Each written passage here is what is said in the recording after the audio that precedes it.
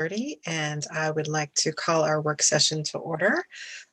We are having a work session this evening to go over Dr. Watt's 2020 and 2021 Superintendent Goal presentation. So at this time, Dr. Watts, would you like to begin your presentation?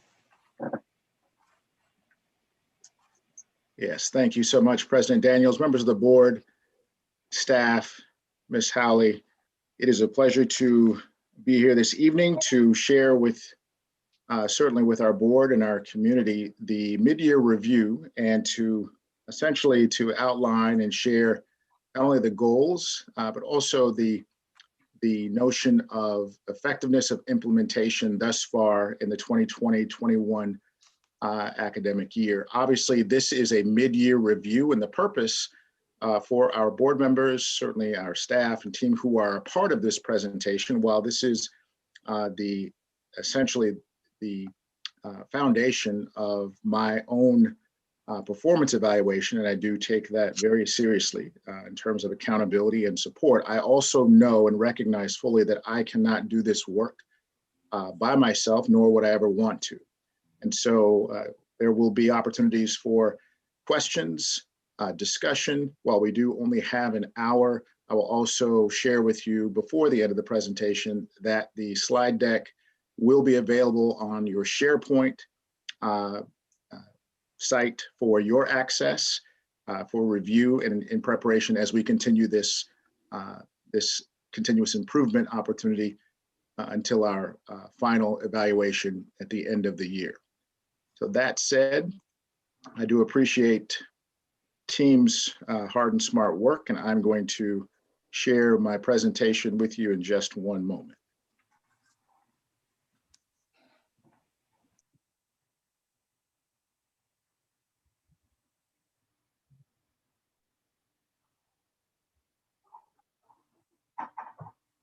I did say one moment.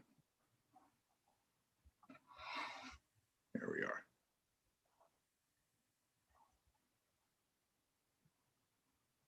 And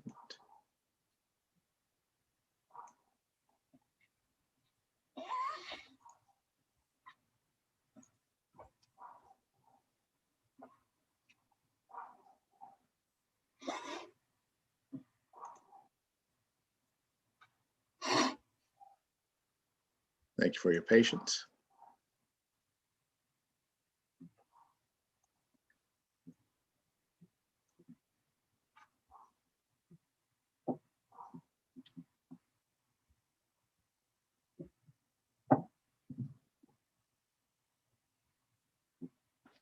All right. Can everyone see my presentation? Perfect. Thank you. So we'll begin. And first of all, thank you and kudos to our communications team, our DARTS team, certainly all 4 of our communities who are supporting this work. This is a slide deck to support, first of all, the introduction of my superintendent evaluation. While there's some fine print, certainly the goal is for you to be able to ask any questions you have, but most importantly, to understand the why of evaluation. Certainly the purpose in our 3 goals that I've outlined, and you've noted since the evaluation process began during my tenure, we've gone through several iterations of the evaluation process.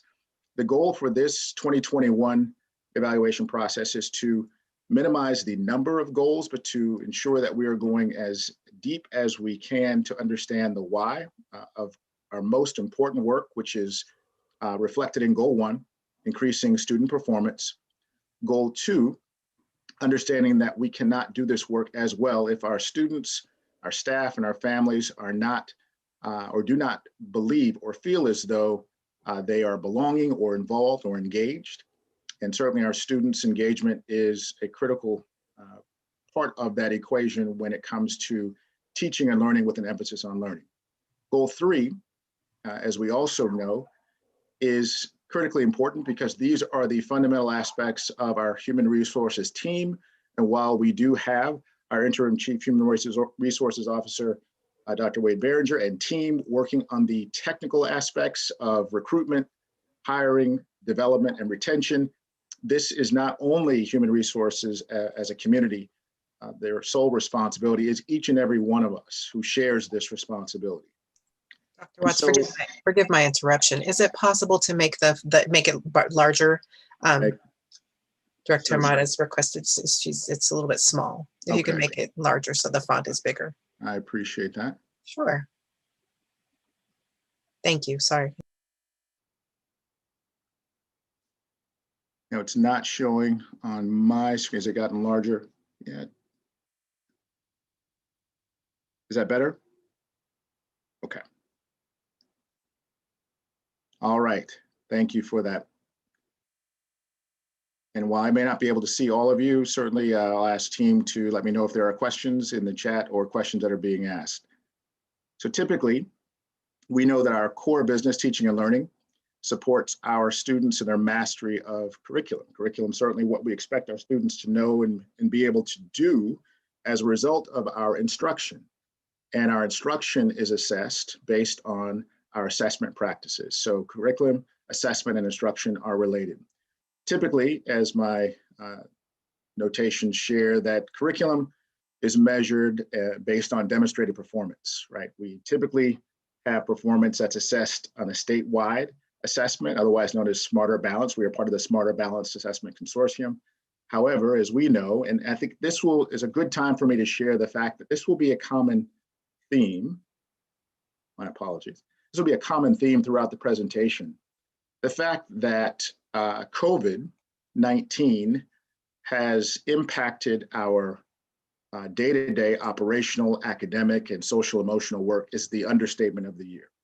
But due to the closure of our schools in the spring of 2020, and we are yet just about a week away from 1 year, 1 year anniversary of our school buildings being closed, not school, but our school buildings due to COVID, students did not complete the Smarter Balance for that year. And for remote learning persisting within this year of 2020-21, at best, it's unclear about whether or not our students will be able to complete the Smarter Balance, certainly the end of this year. We know we're getting some information from our state officials, and we'll be sharing that as we move forward.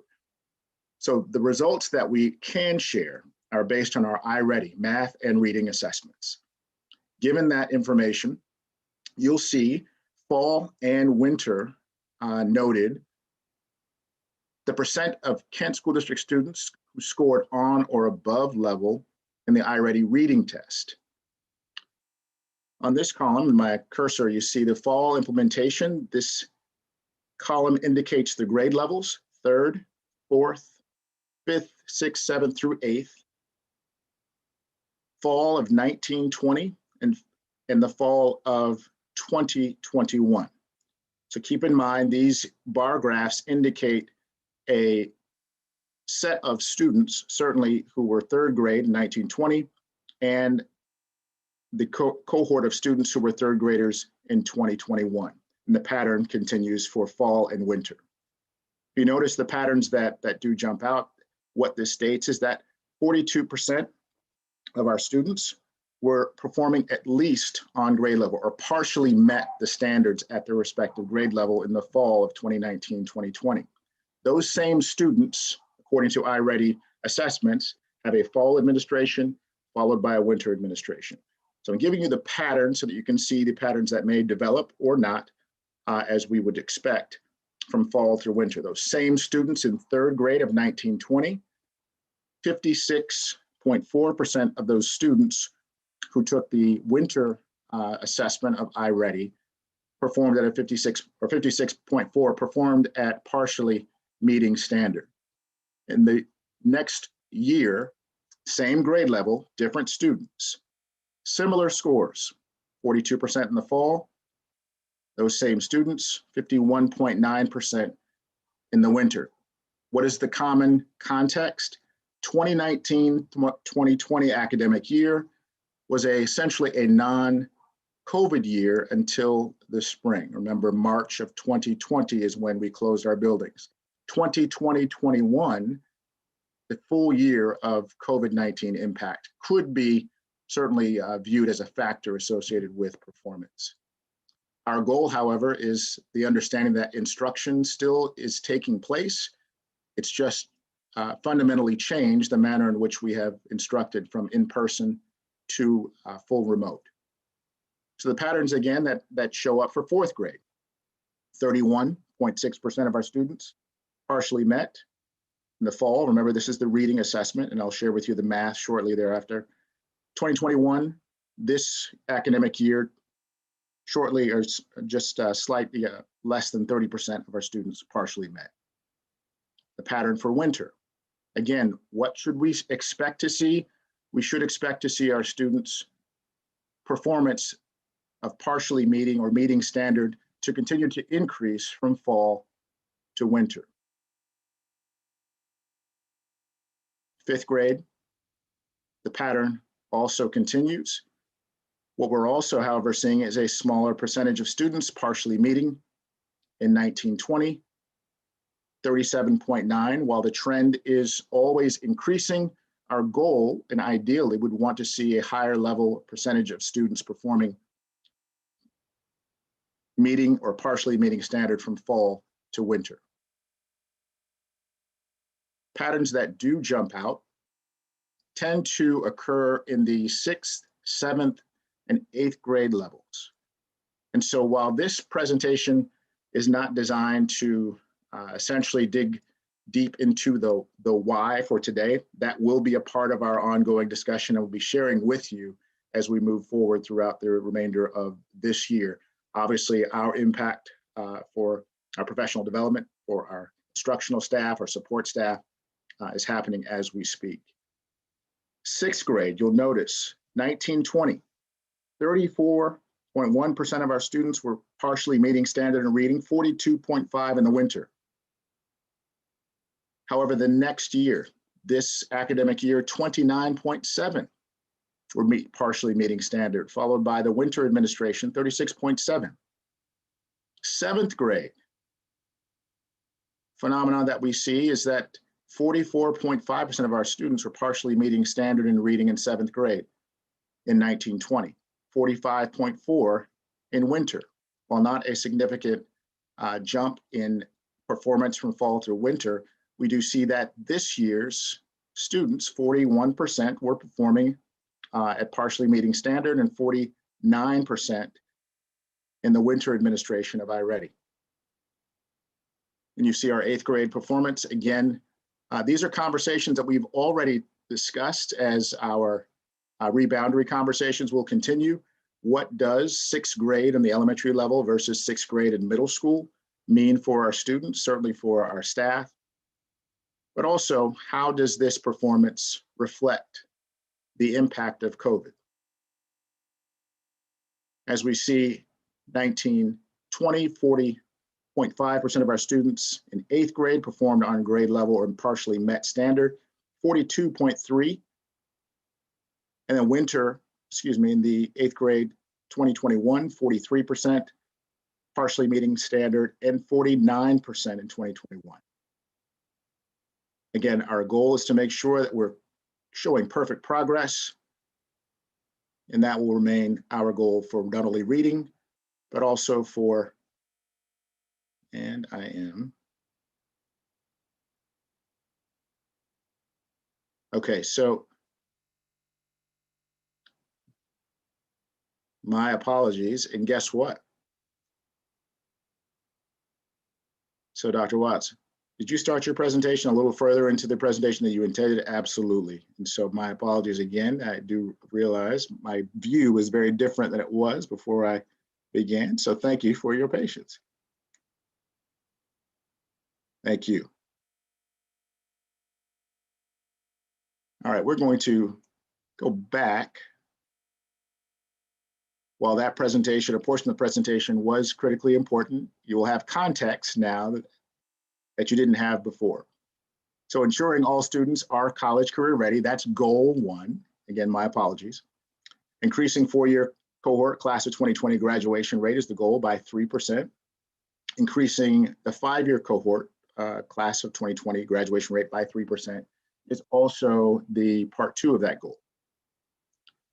So as we reflect on what is graduation rate, and we talked about the successes, also the challenges that exist, on ensuring that a 4-year cohort indicates what? It indicates that students who have begun their 9th grade academic year, the moment that they turn or become a 9th grader, the clock starts ticking. 4 years later, they are graduating on grade level and have achieved the requirements to be eligible to receive, obviously, their graduation. They are part of a 4-year cohort. The 5-year cohort shows students who graduated from high school in 5 years. However, please note that that 5-year cohort includes students from the 4-year cohort and students who graduated in 5 years. Now, this is important for us to track the progress of our students who are not only graduating in 4 years, but also in 5-year cohort. And what that shows is the percentage of students who continue, they persist with their education through Kent School District to achieve the requirements for graduation. It may take 4, sometimes 5, and certainly in some cases 6 or 7. We track 4-year and 5-year cohort for these purposes. It can also help us to track how many students are or are not continuing their education in Kent School District. And that 5-year cohort graduation rate certainly by itself, it does not reflect the entire impact of a student on when they leave a school, but certainly it does impact the fact that they are leaving school. And we need to make sure we know exactly where they are and where they have, hopefully, they have either re-enrolled or made themselves known to us. So what does this mean? How has Kent School District graduation rate changed over time? You see at the bottom of the screen, there are 4 graduation years from 2017 through 2020. The blue line indicates our students who've graduated in the class of 2020 and following a 4-year cohort. So class of 2017 graduated 78.8%, class of 2017, class of 2018, 83.7%, class of 2019, 84%, and most recently, our class of 2020 graduated 87.8%. Keep in mind, the vast majority of our students of color graduated at a higher percentage than our all students category. Our 5-year cohort, so as we reflect on what takes place after the 4th year, and that 5th year in 2017, 85% of our students graduated in the 5th year cohort, 88.2 in 2018, and 88.3. So while statistically insignificant, it is an increase of our 5-year cohort from class of 2019 compared to our class of 2018 for the 5-year cohort of 0.1%. And if you, more importantly, are taking a look at the trajectory from 17-18, that pattern seems to be, and we would expect, because keep in mind, there is no number here for class of 2020. Why? Because that particular cohort has not yet completed or had the opportunity to fully complete their 5-year cohort. So at the end of this academic year, we should expect to see a similar trajectory for our students in the 5-year cohort for 2020. The graduation rate difference for a 4-year cohort for 2020 and 2019, of course, the difference between 84% and 87.8% is a 3.8% increase.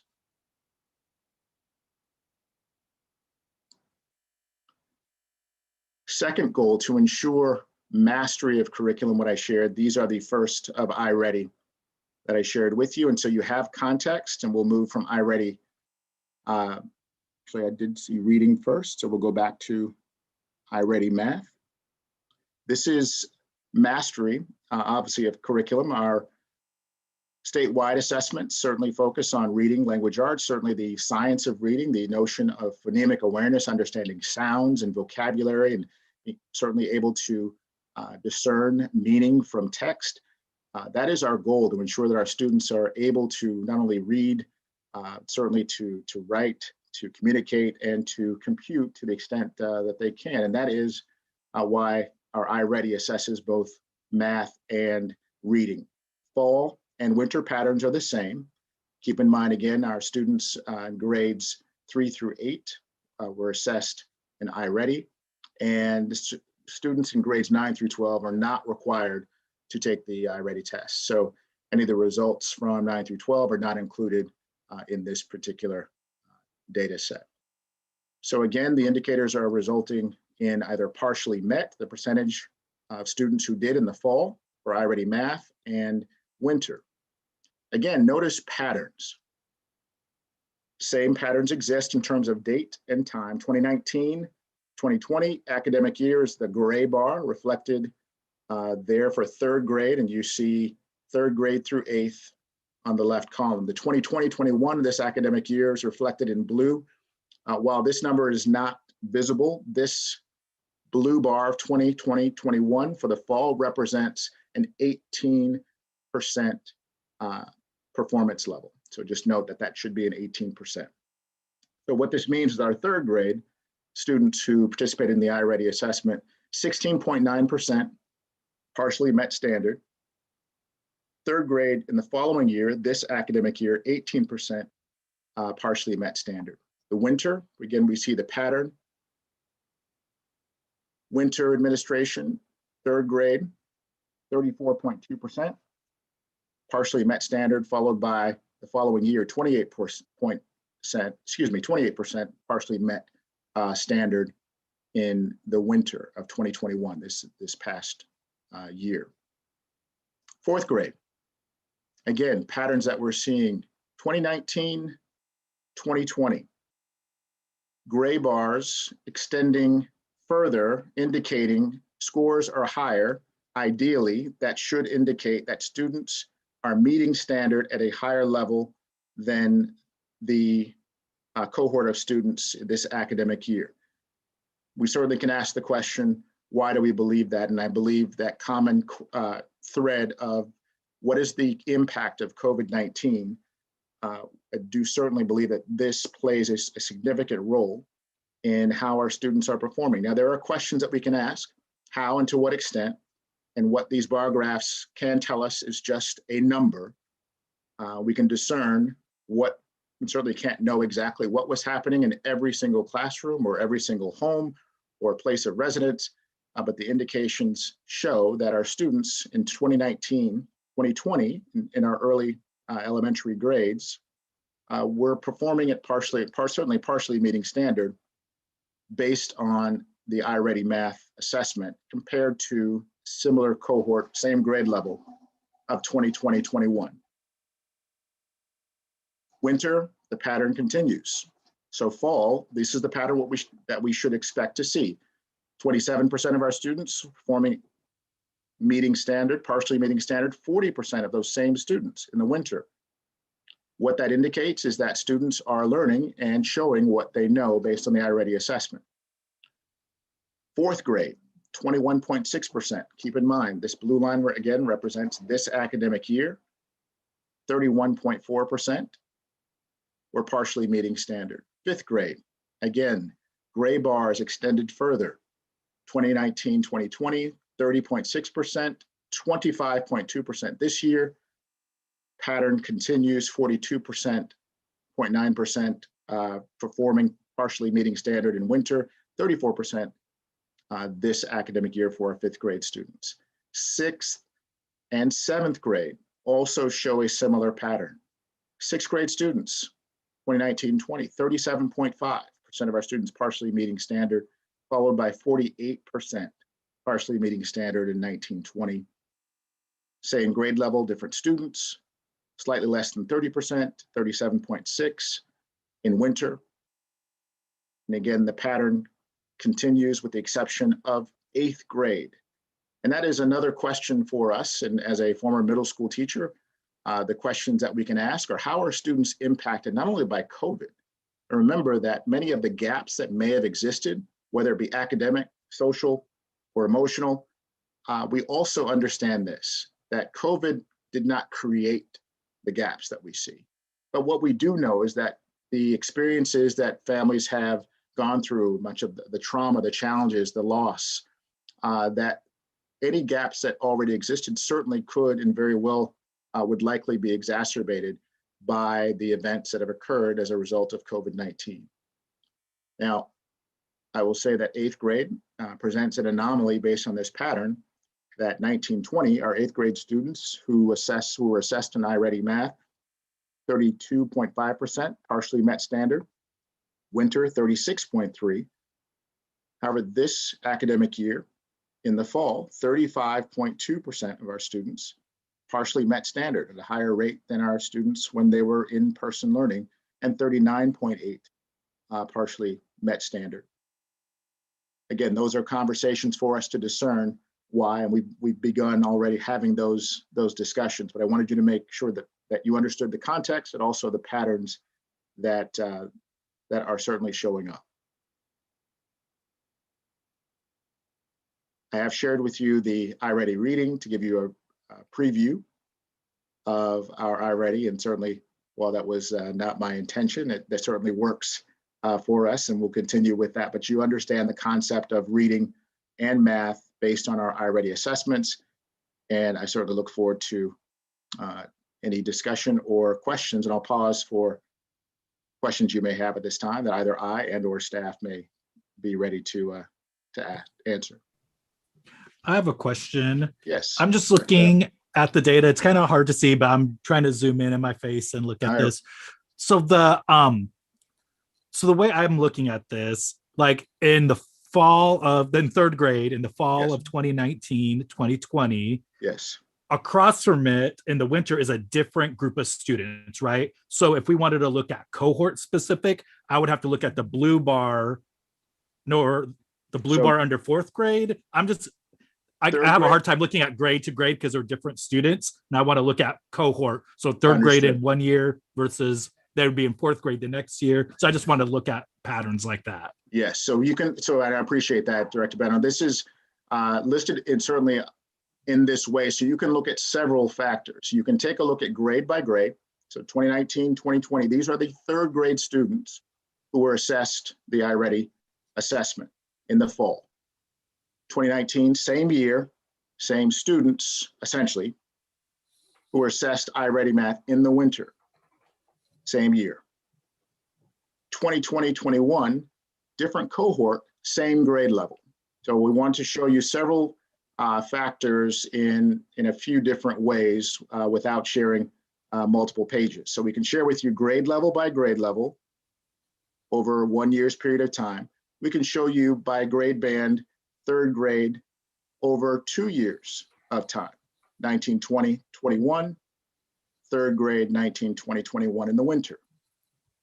We can also show, now again, even if we're going to indicate students by grade band over a year or two, we can assume that most, if not all, but we can't assume that each and every student within this third grade band of 19, 20, but generally speaking, the vast majority of those we could assume are part of this fourth grade cohort, assuming that they return to Kent School District or to their respective school. Does that make sense? 2021. For 2021. 2021, yes. Yeah, that's kind of what I'm asking. Yes. Yeah, because I want to look at those patterns because I'm intrigued by those patterns. So thank you for clarifying that. Absolutely. So I want to be clear. I appreciate that. That's 1920, third grade would be fourth grade 2021. So just for clarity, so just looking at this, the third graders in 2019, 2020, they started in fall, the first assessment, 42.5% proficient. Yes. Then they increased to 56.4. Then for starting fourth grade, assuming it's mostly the same cohort, they are at 29.9 reading level for fourth grade, and they increased by 37.1. So that's what, so you can look at all of those. You can check third to fourth, fourth to fifth, fifth to sixth, sixth to seventh, seventh to eighth, and do the same with the math. Yes. You can, but remember that's assuming that each and every student remained in that cohort. So I'm saying I'm going to make that safe assumption just for comparison's sake. So the disclaimer is that not every student would be a part of that, may not be a part of that same cohort. Well, but for clarity, then going back to and you don't have to flip back to the slide, but for clarity, then when we're talking about graduation rates, it's also a cohort we're looking at.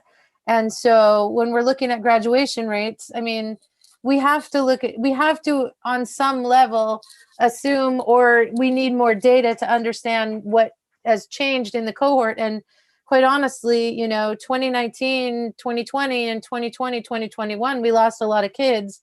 So, that's going to be an interesting impact too on all of this data. No, there's no doubt. These are our interesting times for us to review how data impacts. We can look at this in various ways. I want to take a look that is as objective as possible. We can certainly make claims and we can be proud of the work. We can be concerned about the work and for all the right reasons.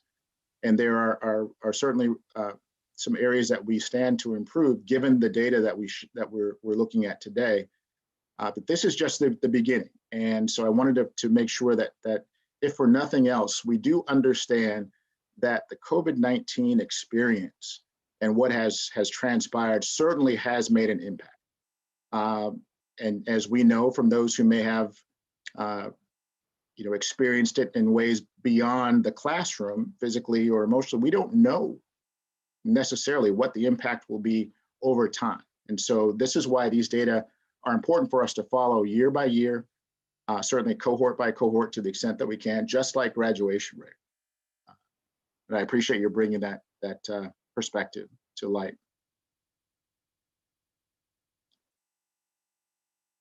If there are no other questions, I can see part of our board and team. Any other questions going forward? Yes, a question on I do appreciate seeing fall and winter, and I can see progress being made after several months. So I suspect we're going back to see what has worked and what's not worked. And so could you give us some sense of, because I'm not even looking at the fall, I end up just looking at winter because that's the end result. The way I see it is it's the end result. Is there anything else that you're looking at in the fall that or are you looking at in a granular level with the fall data, or what are you finding in the fall that is helping the winter teachings or learnings? So are you asking based on the improvement that we may be seeing? Certainly at a high level, what that entails is that there is alignment between curriculum and instruction, certainly when assessment does show that there's growth. But I would certainly provide an opportunity for our Chief Learning Officer I know that we've had some conversations about the work that's taking place from a Plan, Do, Study, Act standpoint, but if Chief West, if you're available to share any insights that jump out at you as well. Yes, and sorry, you were breaking up just a little bit. Are you able to hear me okay? I'm getting a note that okay, good. Yes. I'll just keep talking. So when there are a couple of things that are happening with that fall diagnostic. So that's typically happening around October-ish when students are taking that diagnostic assessment. So you're thinking about very early at the beginning of the school year. You're basically just getting a baseline assessment of where students are. What could the potential impacts have been over the summer, not having access to instruction during that time, starting the year, getting a baseline of where they are. What our schools have done is engaged in providing structured interventions for students. I will say, like, an area for growth for us as a district is really having like the appropriate matched resources to better support students and providing some additional support, coaching, and training for our staff around that PDSA cycle and that process. So intervention, a part of the multi-tiered systems of support, is typically where you're able to begin to work with students and target support based on their identified needs. So when we're looking at that reading data for iReady, we're really looking at phonological awareness, phonics, high frequency words, vocabulary, and comprehension of both informational and literature texts. So in each of those areas, if we were to dig deeper into this data, some of the trends that we typically see is that we see high percentages in high frequency words, and where we see some of our gaps is in phonics and in comprehension and vocabulary. And if we unpack that a little bit further, and some of the work that we've been engaged in on our team is really looking at our approach to phonics instruction. How we're seeing, like one of the things that you'll see is right around 4th grade, we start to see a dip.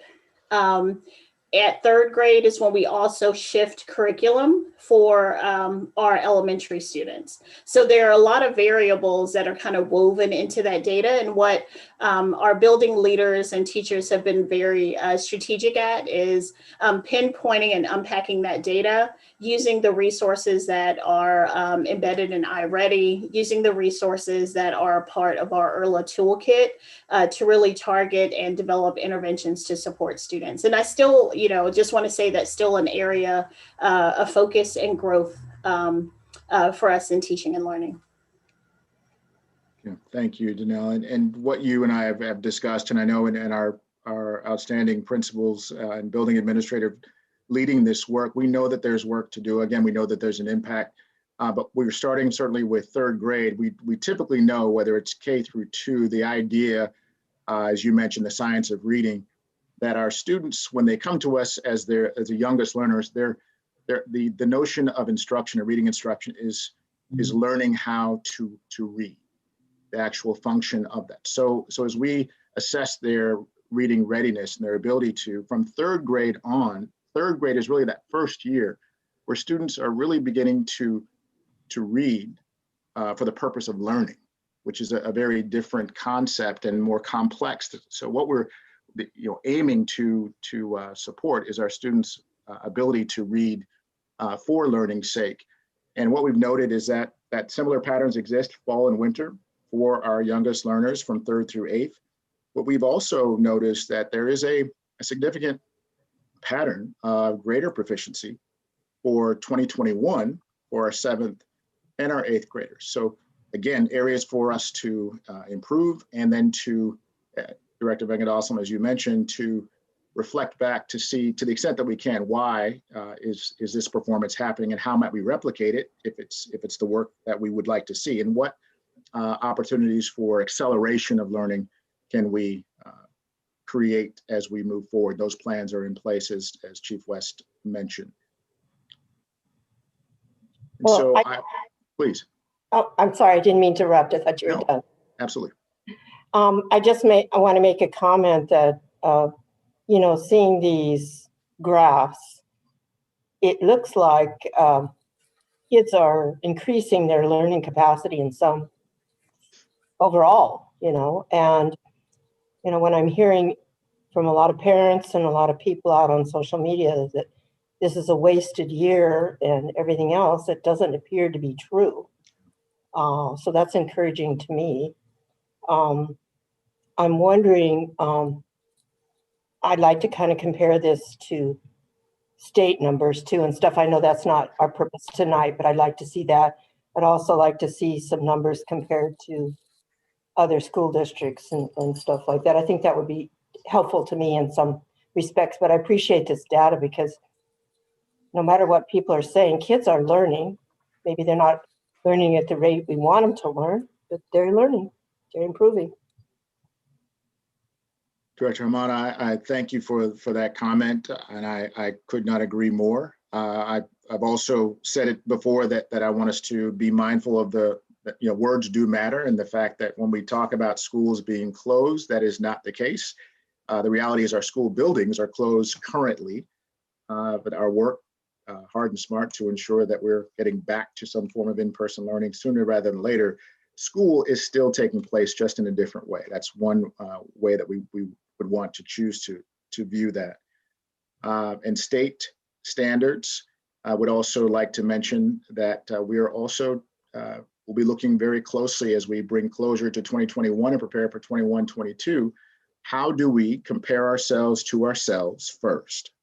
Secondly, how do we compare ourselves to our neighbors, those districts that look similar to Kent School District by demographics, by socioeconomic status, by linguistic diversity, and the like.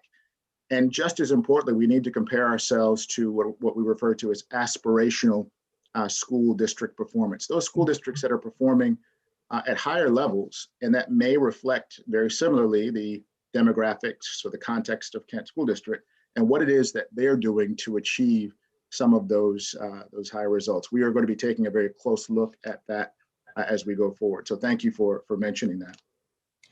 Dr. Watts, I'm curious, I might have missed it, but is there a percentage of kids that don't take these tests? Does this cover all our kids are we getting them all tested is what I'm saying? So all of the 3rd through 8th, I can't say that every student is being assessed 3rd through 8th, those who are enrolled and are present, but I can certainly get those data for you. I will ask our team to note that question, and we can certainly find out a specific percentage. Appreciate that. Thank you. You're very welcome. Is it another thing too, I would like to see, if possible, is like, I would like to see 18, 19, 17, 18 school year included, because again, we've heard a lot too about the COVID C, particularly at the end of 1920, which impacted all our students. So I'd like to see more data, honestly. So just to keep that in mind. When you're speaking of by year. academic year? Yeah, by Okay. academic year. Okay. Thank you for that. We'll certainly take a look at what we have available, and thank you for that question. All right, as we compare, I'm sorry, Director Venkatachalam, did you have a question? Yes, sorry. That's all right.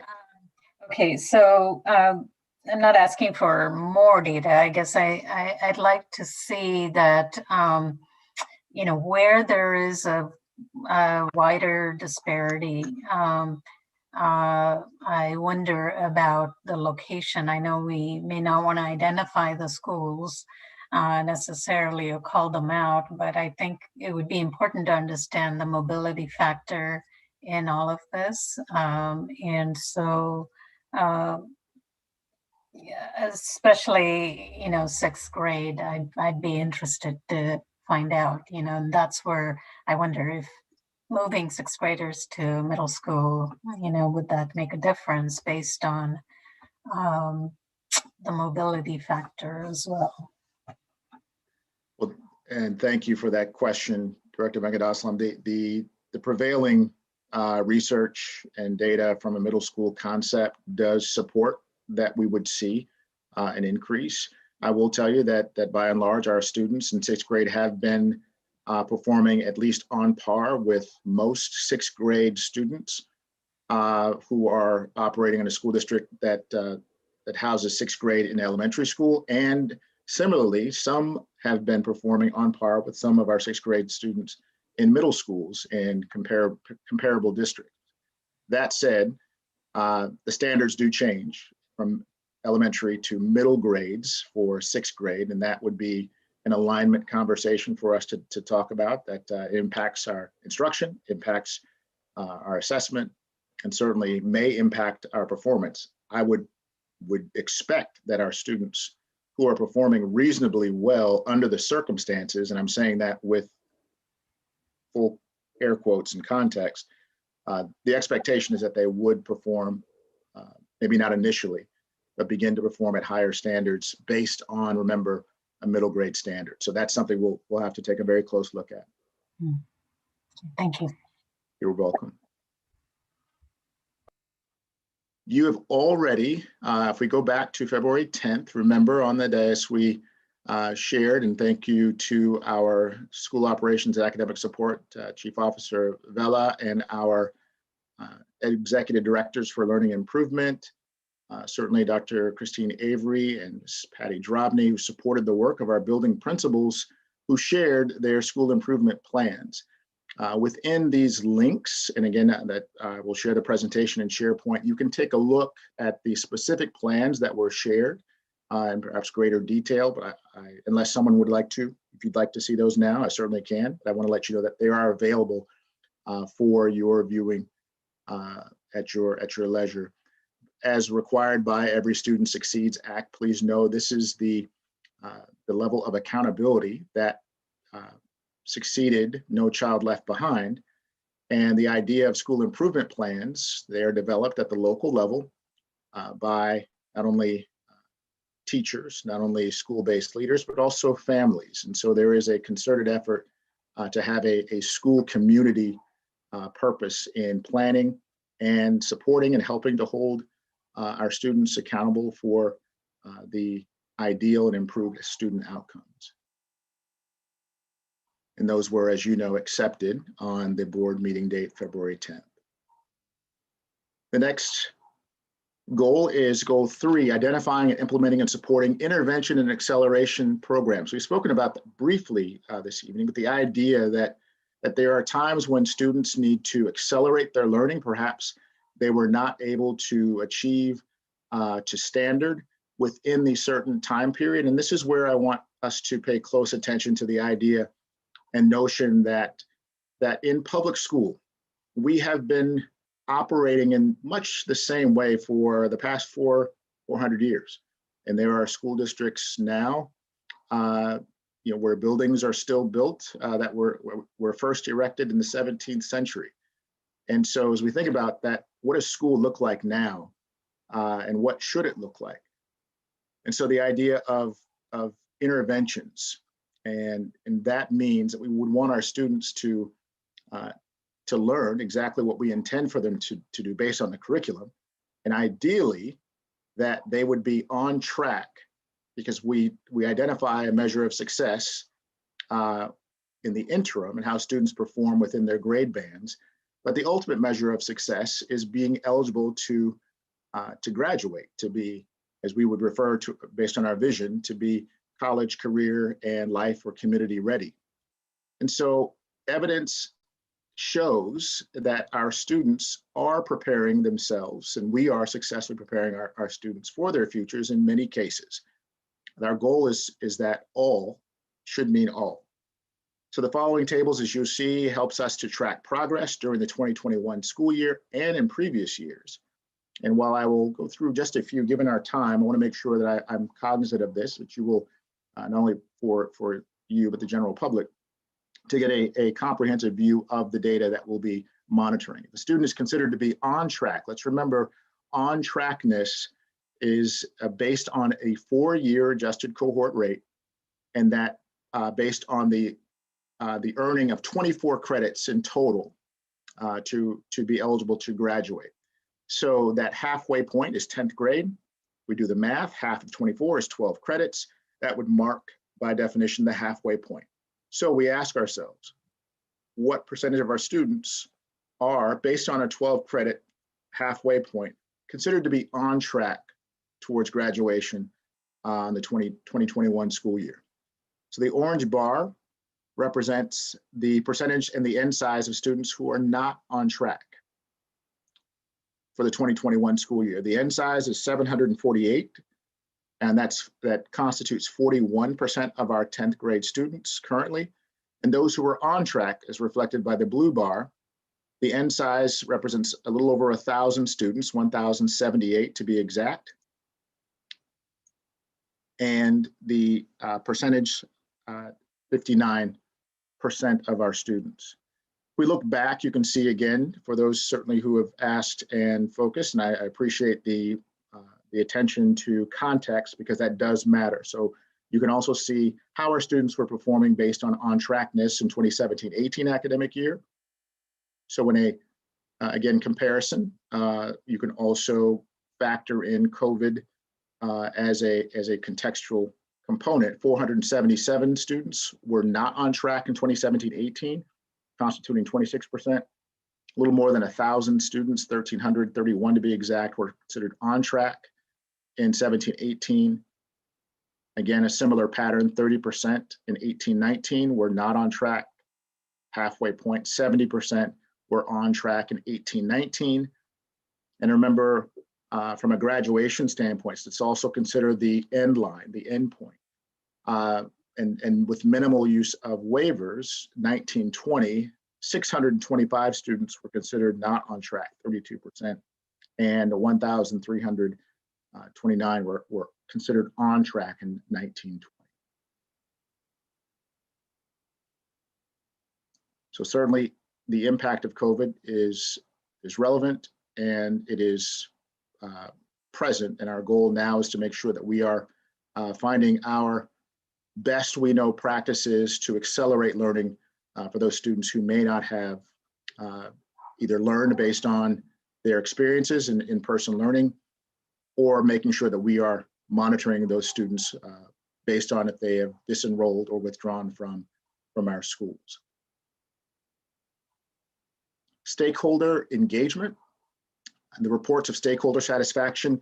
The vast majority of the data and information, as we know, part of our work is to make sure that we are, when I speak to engagement, often people ask, well, what does that really mean? And the best way that I can explain it is that in my readings and in our work, that when you have an emotional attachment to performing a certain act, that is considered to your ability to be engaged, where you are it is very difficult for someone to distract you from the work.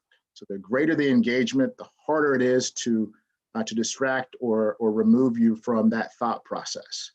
And so the idea of stakeholder engagement, how willing are they to communicate with individuals within our school community, or do they feel as though that they belong to a specific school community or a classroom community, or that they're able to reach out and ask a question and have confidence that they're going to receive the answer that they're looking for. So we use a portfolio of assessments. There are many different examples and reports of stakeholder satisfaction surveys that are conducted by our school district and also shared with our board.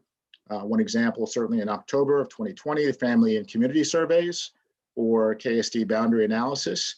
And while we certainly received a great deal of response, we also know that there were different opinions about how and to what degree that information certainly was gathered. And given our COVID environment, while in a normal year, we certainly would have been able to meet in person and to gather and hear directly from our communities, the best that we certainly could muster in a safe environment was use of thought exchange and certainly use of survey data. We were able to capture certainly narratives that we wouldn't have if we did not use that platform. But the reality is we know that there are other voices that we did not hear. And certainly that's one of my pledges and wanting to work specifically with our board going forward.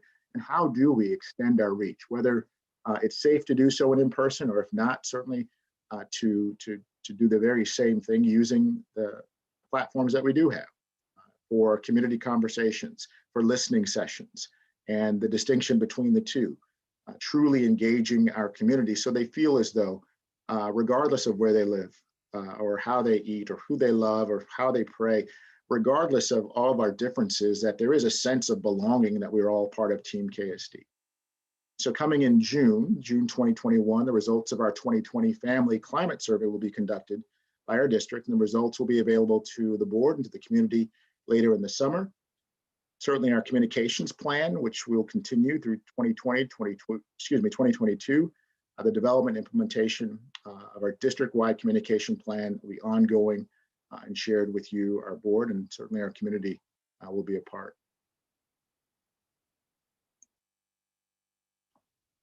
Obviously, stakeholder engagement implies that we have individuals, students, staff, and family members who feel a part of KSD. We have reports, as we know, that we've shared with regard to our satisfaction surveys. We also have reports that help us by providing feedback. And that is, as a learning organization, we cannot know how we're doing or how well or not so well, or the manner in which we're addressing needs if we don't get that feedback from our community. Some examples, so KSD Student Equity and Inclusion Survey results were very telling. The data that we share, which is listed certainly on our website and communicated to our various communities via our social media platforms, it was fascinating for us to see in many ways some data that may have been surprising to some. And I certainly welcome all of our families and community to take a closer look. District-wide thought exchange opportunities, they've increased this year due to our COVID environment. We've offered 4 district-wide exchanges this year, and compared to the 4 total that were offered in the previous year. Again, these are also examples of our communication proposed boundary changes, school resource officers and school, the results, back to school reopening plan, thoughts and questions, and most important considerations for 2020-21 school year, upwards of 1,000 participants who contributed, providing comments and commentary for us to review, and also the development of a new board procedure, 6971, which supported the planning principles for KSD's 2 new schools under construction. And the idea that voices matter, particularly the voices of our students, if we remember from our evening meetings. And so our work is incredibly challenging and it's worth it. And so, as you know, as our board, you went on in January 2021 to approve those stakeholder selections. I'm sure it would have been much harder had you not had that full context of actually hearing from our principals directly and hearing the why our schools are performing or should be performing in the way that we would like for them to, and what new advancements that we have to teaching and learning. Over the summer, also our Equity Council identified 4 major goals, and certainly we'll be sharing more information with you as we move forward. Given our time, I certainly want to share with you that we're providing regular, timely, and relevant updates always to our board about district operations. We are continuously working to improve our strategies and how to provide our board with not only timely information, but relevant information that is important for your role, certainly as school board directors, in supporting policy and budget development and approval, and certainly supporting and holding me as superintendent accountable. And this work is not done by any one person. Certainly this is a team effort, and we've been working incredibly hard and smart to make that happen. We still have work to do, that's for sure. A copy of my weekly updates, as you know, and our our team's community updates are also available for review, and will be attachments from our respective communities on the board SharePoint site. Board governance, another goal of ours, certainly. How do we work together as a board superintendent governance team, also supporting the work that our staff supports for our local school-based leaders and teachers and support staff for the purpose of our students. So the superintendent reports are shared with the board, as we know, demonstrating how we are and to the extent that we are sharing this work. We're sharing our, obviously our adherence and understanding of the concerns that have been established, and also the communication protocols. We're also working to improve our communication protocols between and amongst our board and with our staff to make sure that we're operating certainly more efficiently, but also more importantly, more effectively. Completing the revisions to communication protocols for the 2021 year that has not been finalized, but we have some work to do, and certainly we'll be adhering to that plan to make sure those communication protocols are set. And that, as I know, will be a part of our upcoming 2-part board and staff retreat. We'll be participating certainly in a self-assessment, as the board does on an annual basis, the governance team structure, respective roles, responsibilities. And again, the team assessment for the 2021 school year, while it has not been created or scheduled yet, the work continues to be a priority for not only for me, but certainly for our board. I will say that communication methods are continuing. We know that email responses, we know that board agenda reviews and weekly superintendent updates will be a staple for our communication.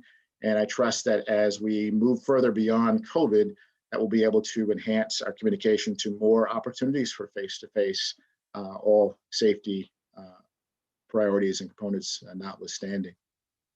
Our district website, that is certainly a key factor in our communication and our strategies for communication. As you can see, we take a very serious look at our analytics, and we monitor based on feedback or what we're not hearing from our community. We've expanded partnerships with colleges and universities and community-based organizations that support our race and equity policy and our equity agenda. In addition, we have created a very strong partnership with many organizations and deepened some that were existing and created some that did not exist prior to. Some of those include our focus on diversity, equity, and inclusion and in belonging work.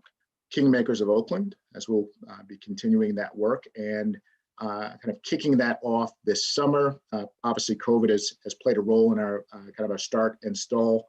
That work continues. We are meeting on a regular basis with Chris Chapman and Anthony Shoecraft and Melissa and I as well. Our South King County Discipline Coalition, which we just completed our listening session, as well as our sharing and officer of the Education Ombuds, and Project Mister, supporting the work of mentoring at Kent Lake. And based on that, we'd like to see how we can grow that opportunity for other schools who may be interested.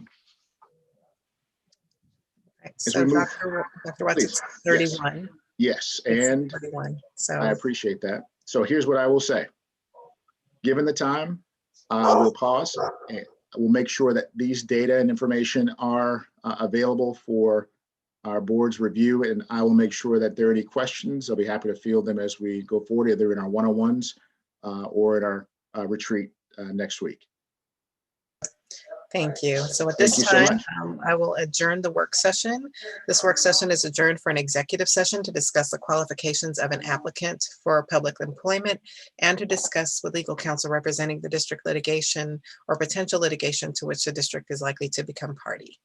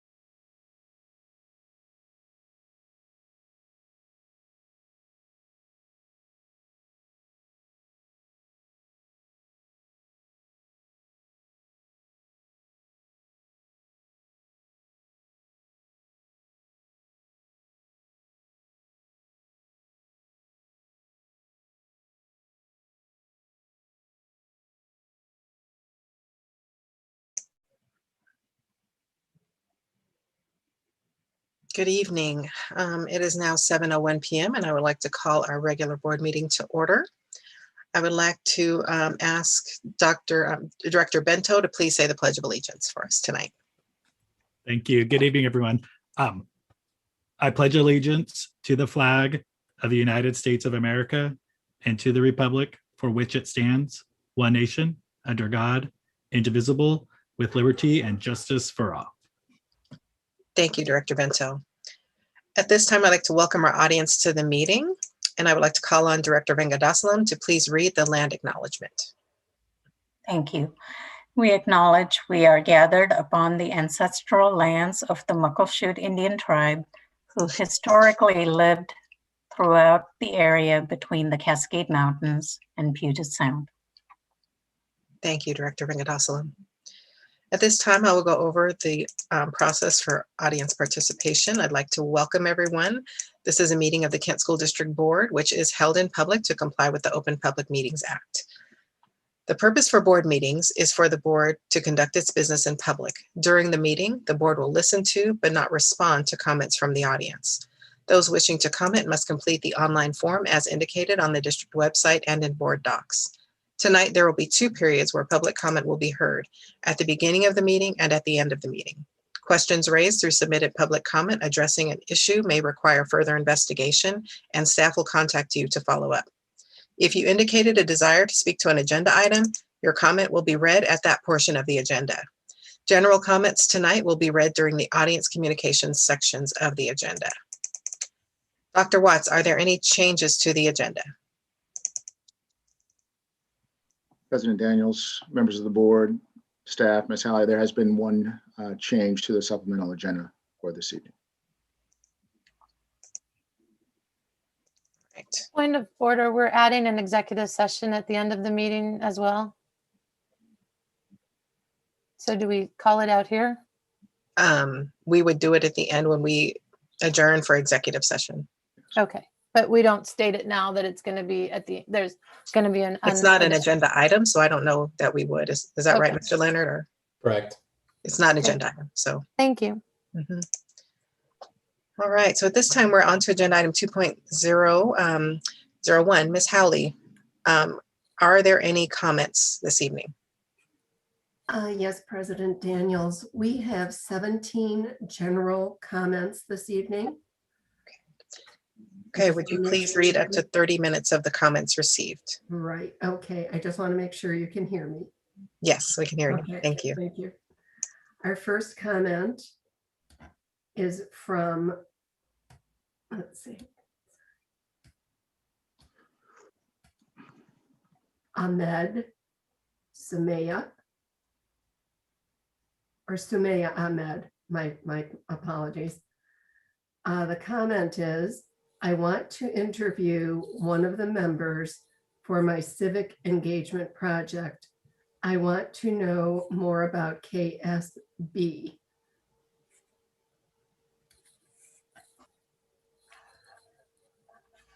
The second comment is from Peter Dion Yar. And Peter says, Dear school board members, my name is Peter Dion Yar, and I am a senior at Kentwood High School. We were recently informed that our graduation will be a drive-through event on June 19th. I was disappointed. We've been through so much this year, and we need some normalcy. Perhaps a graduation that doesn't require a car. I would love for you to keep an open mind about changing what graduation could look like for this year if COVID restrictions continue to ease. It's difficult getting through our classes knowing that our graduation will be a drive-through event. It's hard to stay motivated. We might not be able to walk through the halls of our high school this year, but a modified graduation would at least give us something to look forward to. Thank you for listening. The next comment is from Delaney Goodwin. During the COVID-19 pandemic, the mental health of most students has taken a serious decline. In what ways are you working could we improve this situation?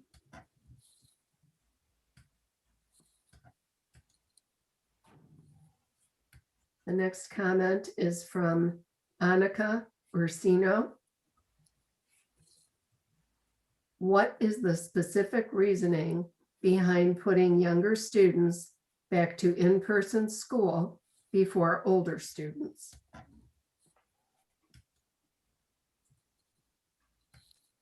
The next comment is from Yasmin Chima. Hello. As a student who joined KSD during sophomore year, something that I've noticed is the lack of opportunities for art students. In the district I attended previously, there were student art exhibits held at the end of each semester, school murals in which students partook in the design of, after-school art programs, and a yearly craft fair held at the high school. I understand that due to the pandemic, a majority of the things I listed would be difficult to do. But as we move forward, I would love to see more programs and support implemented in our schools for students of the arts. Thank you. The next comment is from Savannah Huerta. I like how you guys decided to have sports this year. I can now play my senior year, and I'm very grateful for that. Thanks so much. The next comment is from Aaron Jacobs Martin.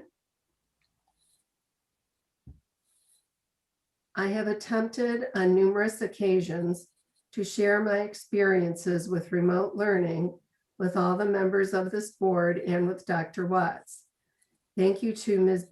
Bettinger, Ms. Hamada, Ms. Daniels, and Mr. Bento for responding to me. Despite my numerous attempts to contact Dr. Watts and Ms. Vengadasalam, I have never received return correspondence from them. My students have been disproportionately affected by remote learning. When I hear stories from other KSD schools about how successful this model has been, I feel like I must be teaching in a different universe. My students are struggling and they desperately need to be seen. I need to be abundantly clear that my building administration is amazing. My principal and vice principal are the definition of above and beyond. They are in the trenches with me, fighting to get our students access to the things that KSD has failed to provide them. Even when they don't have the resources or the time or the answers, they never give up on me or my students.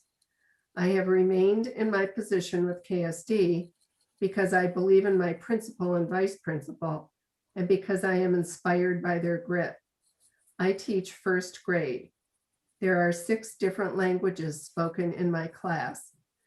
Many of my students live with caregivers who speak little to no English and are completely unfamiliar with operating a computer, let alone navigating Teams, Canvas, and the countless other learning apps we use.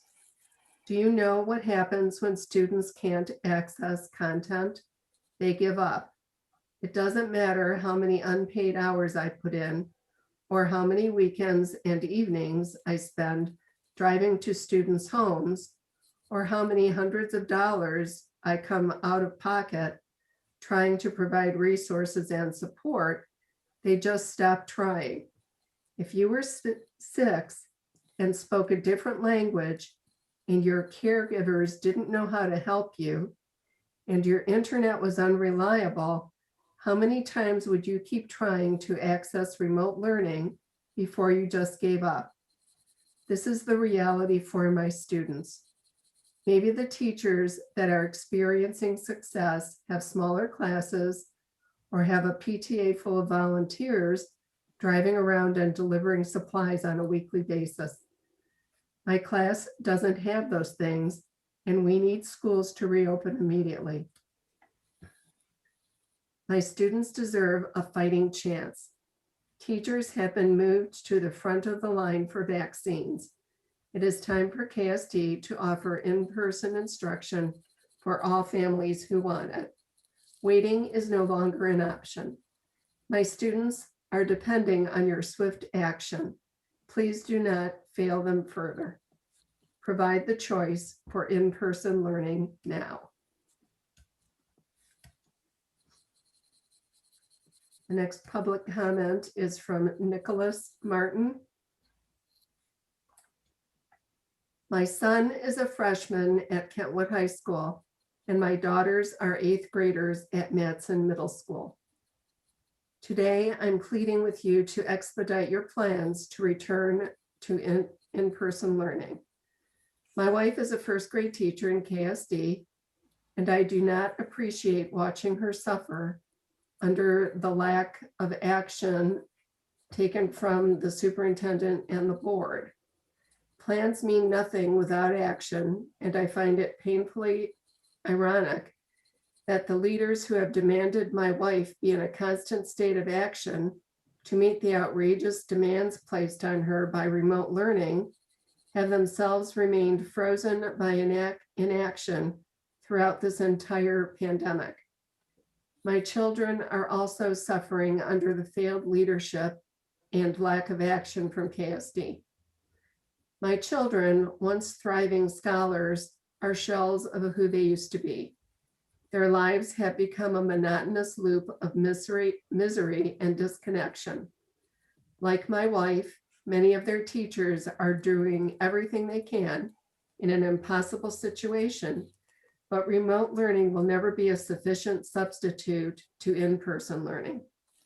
I am deeply concerned that KSD will only act to remove students.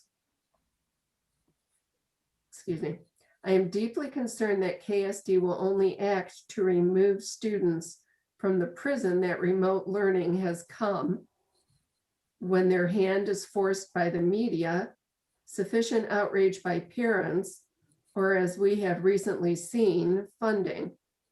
Surrounding school districts have successfully transitioned elementary students back to in-person learning and now have plans to return middle and high school students to school. KSD has done nothing.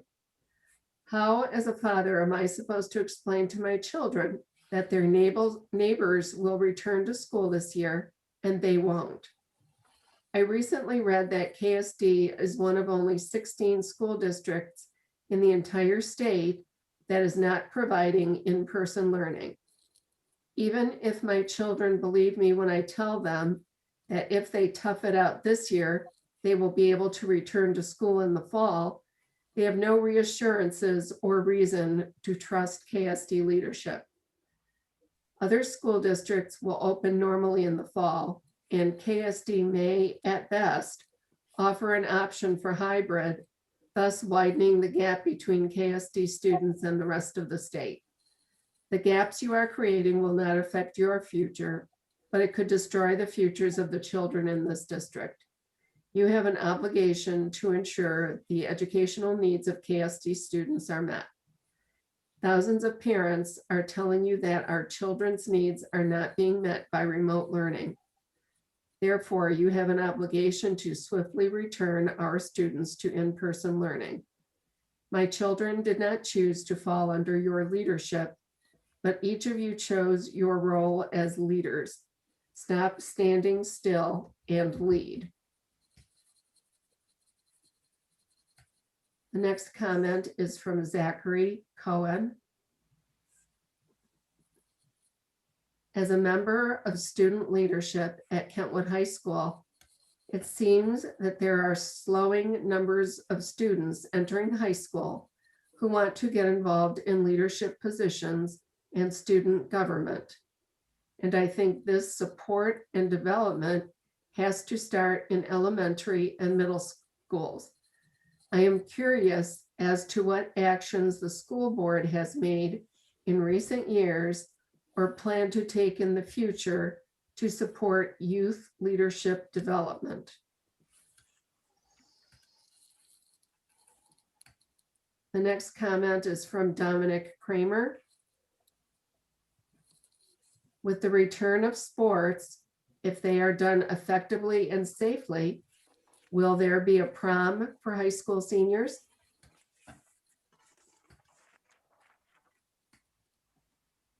The next comment is from Thomas Ampalur. I have a question about graduation and how the school year will end. Is there any chance of a hybrid or any in-person event, or just high school seniors? This would include following proper social distancing and safe COVID-19 guidelines. The main reason would be to say goodbye to most of our friends before going off to college. My next question is there a chance we can do minor events in person? This includes tests, clubs, presentations, homework help, etc. Thank you for taking my questions, comments into consideration.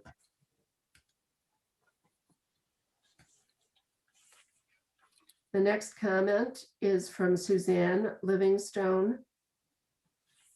Regarding the link for reporting concerns, the link that is on the KSD page is not very useful and only appears to apply to either very specific special items or the steps to contact a school and who to contact at a school.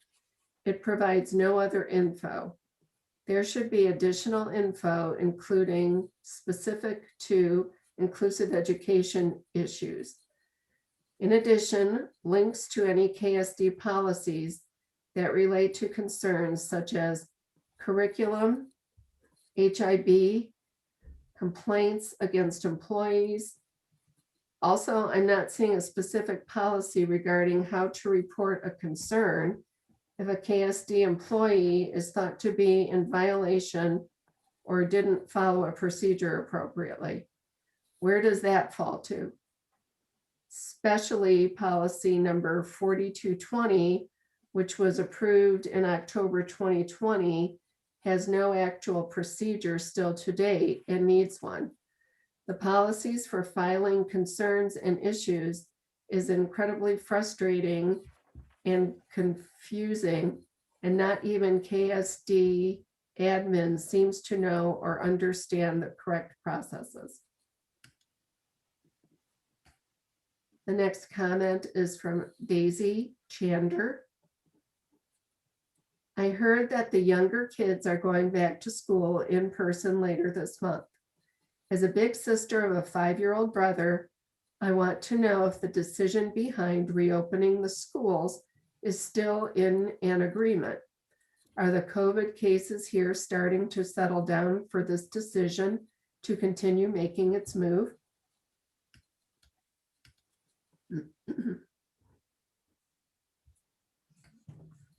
The final comment I have is from Matthias Yeomans. I would like students in the self-contained classroom at Meridian Middle School to have more freedom to move around the school without teachers if they are not in danger of hurting themselves or others.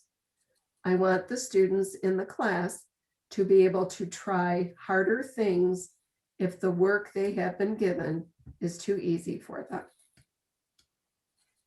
That is the end of the public comments. Thank you, Ms. Howley. At this time, we will move on to agenda item 3.0, the superintendent report. Dr. Watts, if you would give us your report.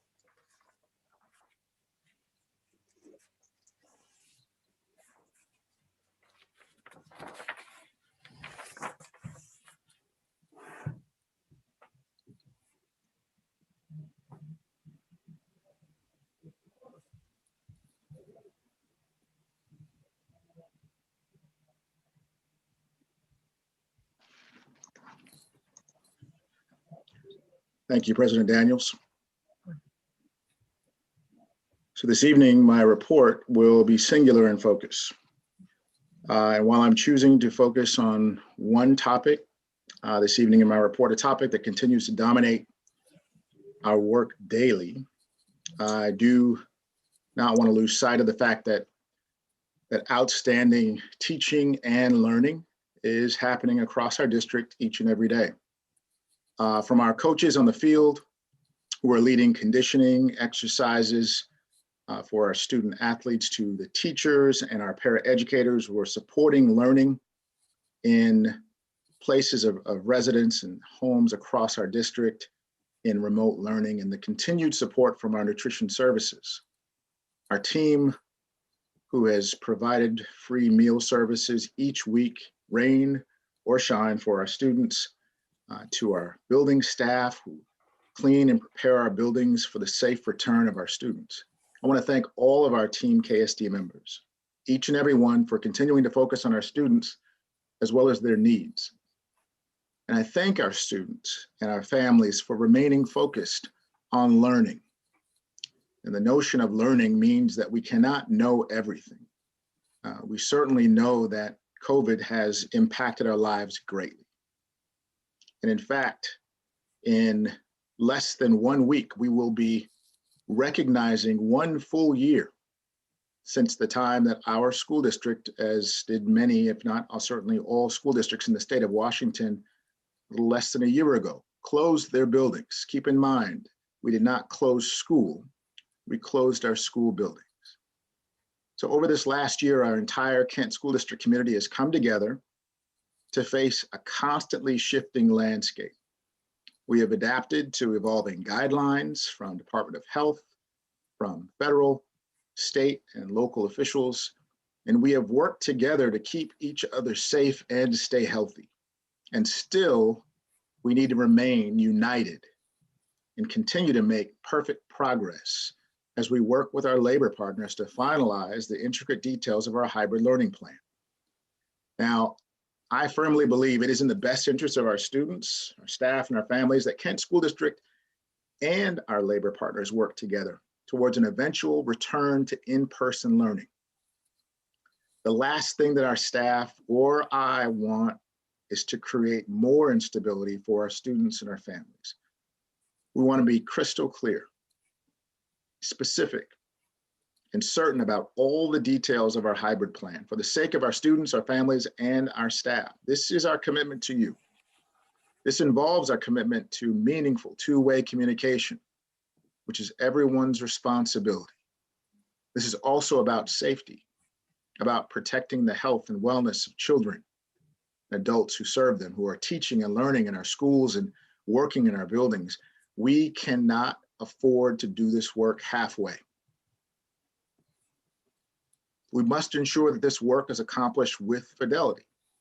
In other words, if there are 8 steps to solve any challenge that we currently face, we must perform each one of those 8 steps in a manner that enables us to reach our goal. We must also do this work together. So as 9 employee groups, 8 of which are labor partners, as 26,000 students, as 21,000 families, as a 6-member board superintendent governance team, together we must all work to improve Kent School District. Now, last summer, each community and staff member of the Back to School Task Force worked hard and smart together, provided input and feedback to our plan that was crucial to this effort. Now, they continue to provide input, ask questions, and meet regularly to further our thinking while also respecting the bargaining process that continues to take place to move us towards in-person learning. Now, together, we, the Kent School District, and our labor partners are committed to ensuring limited in-person learning for our students this school year. And we're also partnering to ensure the safety measures outlined in the Department of Health guidance are in place across our school buildings.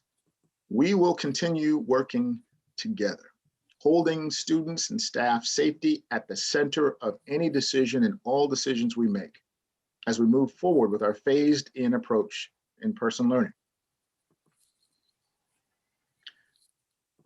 Now, while we are close to a tentative agreement for some limited in-person learning for our Adaptive Support Center, otherwise known as our ASC program, and Support Center SC programs, And our pre-K, kindergarten, and grade 1 students, we also know that returning to in-person learning is a difficult choice and may put strains on some of our staff who are health compromised or are worried about their own household families who are also health compromised. We take all of these moving parts into consideration, and that's why this work is so complex. I respect and certainly expect the concerns that are expressed by our community. I also want to provide another layer of context that the most important aspect of student success at school is to have consistent, strong, and caring educators in their lives. To ensure this, we need to ensure also that we have healthy staff ready, willing, and able to cover classrooms before returning to in-person learning. Now that staff have access to and are receiving the COVID-19 vaccine, we are one step closer to ensuring staff health and readiness for the return to in-person learning. Now, these words and actions that will be forthcoming are aligned with our core values as a district: equity, excellence, and community. Now, we also remain committed to ensuring our families will still have a choice for their students. Once there is a tentative agreement, we will provide information and details about the hybrid model, including the new learning schedule. We will do so to all Kent School District families before families are asked to decide if remote learning or the limited in-person learning schedule works best for their family. As of this evening, though we continue to actively bargain, we do not yet have a tentative agreement with any of our labor partners for the return to in-person learning. To ensure our staff receives all required health and safety training, that they have time to set up classrooms, and to be sure students and families receive enough notification and information before the first day, the soonest that limited in-person learning for pre-kindergarten, kindergarten, and grade 1 students can begin is Monday, April 12th.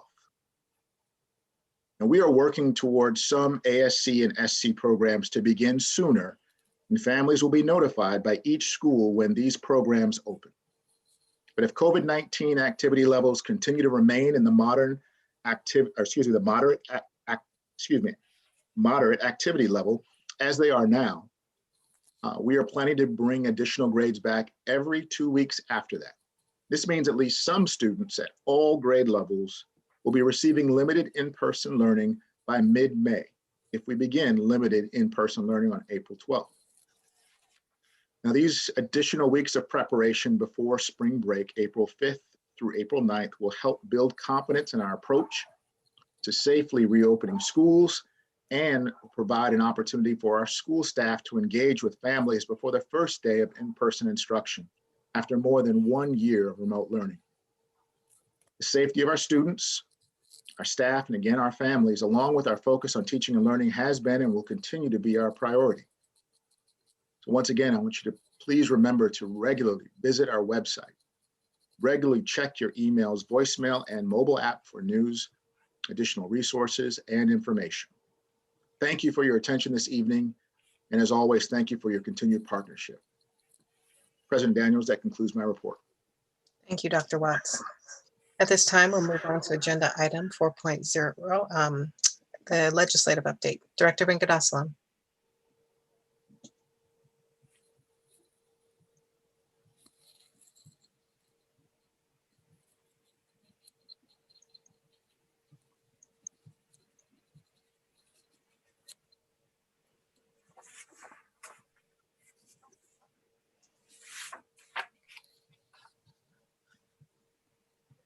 Apologies. All right, thank you, President Daniels. I want to start out just talking about the public hearings that are coming up. The first is tomorrow at 1:30 p.m. There's a public hearing on Senate Bill 5030 that's developing comprehensive school counseling programs. I'll talk about that in a little bit. And also Senate Bill 5184 establishing a building point of contact in all K through 12 public schools for students in foster care. And on Friday, March 12th at 10, there's a public hearing for Senate Bill 299, allowing the use of computer science credits for the purpose of graduation requirements. And finally, on Friday, March 12th at 8 a.m., there was a public hearing and an executive session for modifying the Learning Assistance Program. So I just want to talk briefly about those programs. First, I had a meeting with WASDA and with several of our school board members, legislative reps, and we've kind of narrowed down to the talking points, to 3 talking points for 3 areas. The first being the flexibility and student supports. And we do know that House Bill 1208 has progressed out of the House of Origin and will be heard by Senate Early Learning and K through 12 committee on Friday at 8 a.m. That is really looking at modifying the learning assistance program so that there is increased flexibility. That bill will require that school districts budget and expend the learning assistance program funds immediately and temporarily to identify and address the academic and non-academic needs of the students resulting from and exacerbated by the COVID-19 pandemic. It's also expanding the extended learning opportunity program to 9th and 10th grades. WASDA is in full support of this particular bill, and as board members, we will be at what is it called? the Day on the Hill next week via Zoom to discuss some of these priorities. The next issue is the budget stability of our school districts. We really appreciate that there was a prompt release of the $668 million provided to school districts, which is a pandemic relief bill. However, there are some remaining money, 74 million of ESSER 2 funds, and also 82 million dedicated to OSBI that have not been released. And we're still waiting to hear about Senate Bill 5128, which really provides for the alternative student transportation allocation formula to school districts based on student services data. And we want to make sure that there's a mechanism for calculating pupil transportation funding immediately following the COVID-19 emergency so that the temporary drop in student ridership does not impact future transportation allocations. So that is kind of built into that budget stability bucket, and we're hoping to discuss that also with our legislators. And then graduation flexibility and career pathways. The legislature did pass HB 1121, which is providing an option for flexibility for our students needing graduation waivers. There is also an HB 1162, which is concerning high school graduation credit and pathway options. It's now in the Senate Education Committee, but the likelihood of it passing is not very high. It is calling for less than 24 credits and including various pathways for our students. So there are legislators who want to see how HB 1121 fares before they move into approving 1162. And then finally, student well-being. There's, as we know, depression and suicide have been on the rise and are now exacerbated by the isolation and chaos of a pandemic. So the social emotional learning and mental health supports and programs are needed now more than ever. And so there will be, as I mentioned, a public hearing tomorrow at 1:30 to talk about developing a comprehensive school counseling program. And there's also going to be some discussions about looking at, of course, the prototypical funding model again. But in the meantime, they're looking for a student well-being plan and allocations, making sure that there are more school counselors, nurses, social workers, psychologists, and for student and staff safety. So that's about all I have. And we do have Day on the Hill next week which I will be attending. Thank you, Director Vingadaslam. At this time, we're going to move on to agenda item 5.0, our recognitions, and we will begin with 5.01, Music in Our Schools Month. Director Hamada, would you please read that proclamation? It gives me a great deal of pleasure to read the Kent School District Proclamation, Music in Our Schools Month.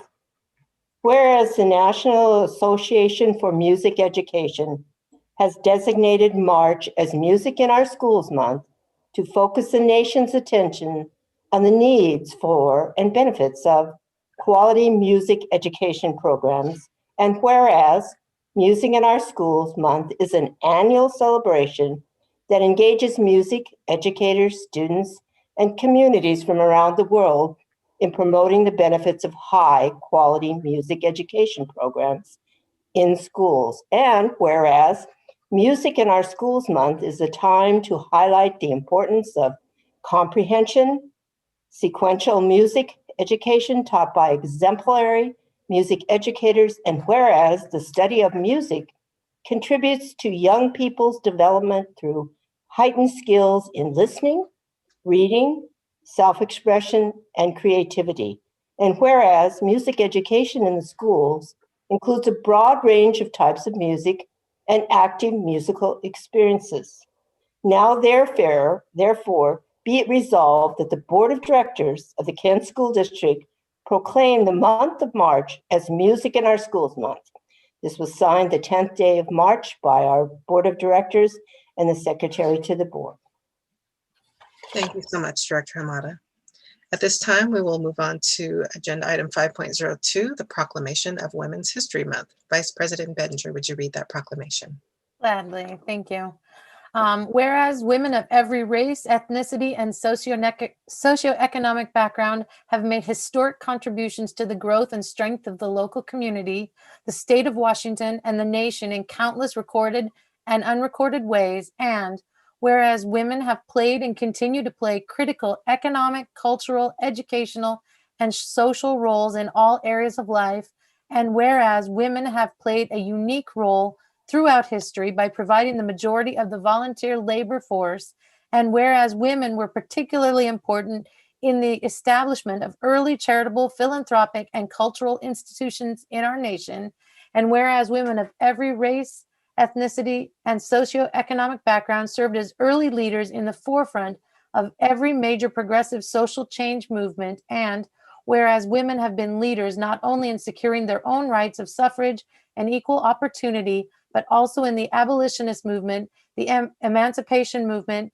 the industrial labor movement, the civil rights movement, and other movements, especially the peace movement, which create a more fair and just society for all. And whereas women have served our country courageously in the military, and whereas, despite these contributions, the role of women in history has been consistently overlooked and undervalued in the literature, teaching, and study of American history, now therefore be it resolved that the Board of Directors of the Kent School District proclaims the month of March 2021 Women's History Month in Kent School District and urges all citizens to join in this observance. Signed this 10th day of March 2021 by the Board of Directors, Kent School District, and Dr. Calvin J. Watts, Secretary to the Board. Thank you, Vice President Bettinger. At this time, we will move on to agenda item 5.03, the proclamation of Education Support Professionals Week. Director Bento, will you read that proclamation? Of course, I'm happy to. So this proclamation comes from Jay Inslee, the state of Washington. Whereas education support professionals are involved in nearly every aspect of education, maintaining buildings and grounds, preparing and serving meals, keeping school facilities clean and orderly, assisting in the classroom, providing over 60% of all instructional hours to special education, English language learners, and opportunity gap students, performing and conducting research activities, providing information technology and media services, administrative support functions, and safe transportation, creating a secure and healthy environment, and many other specialized services. And whereas these dedicated individuals who are the backbone of our public education system deserve recognition and thanks for the outstanding work they do for this state, their communities, and the students enrolled in Washington public schools, colleges, and universities.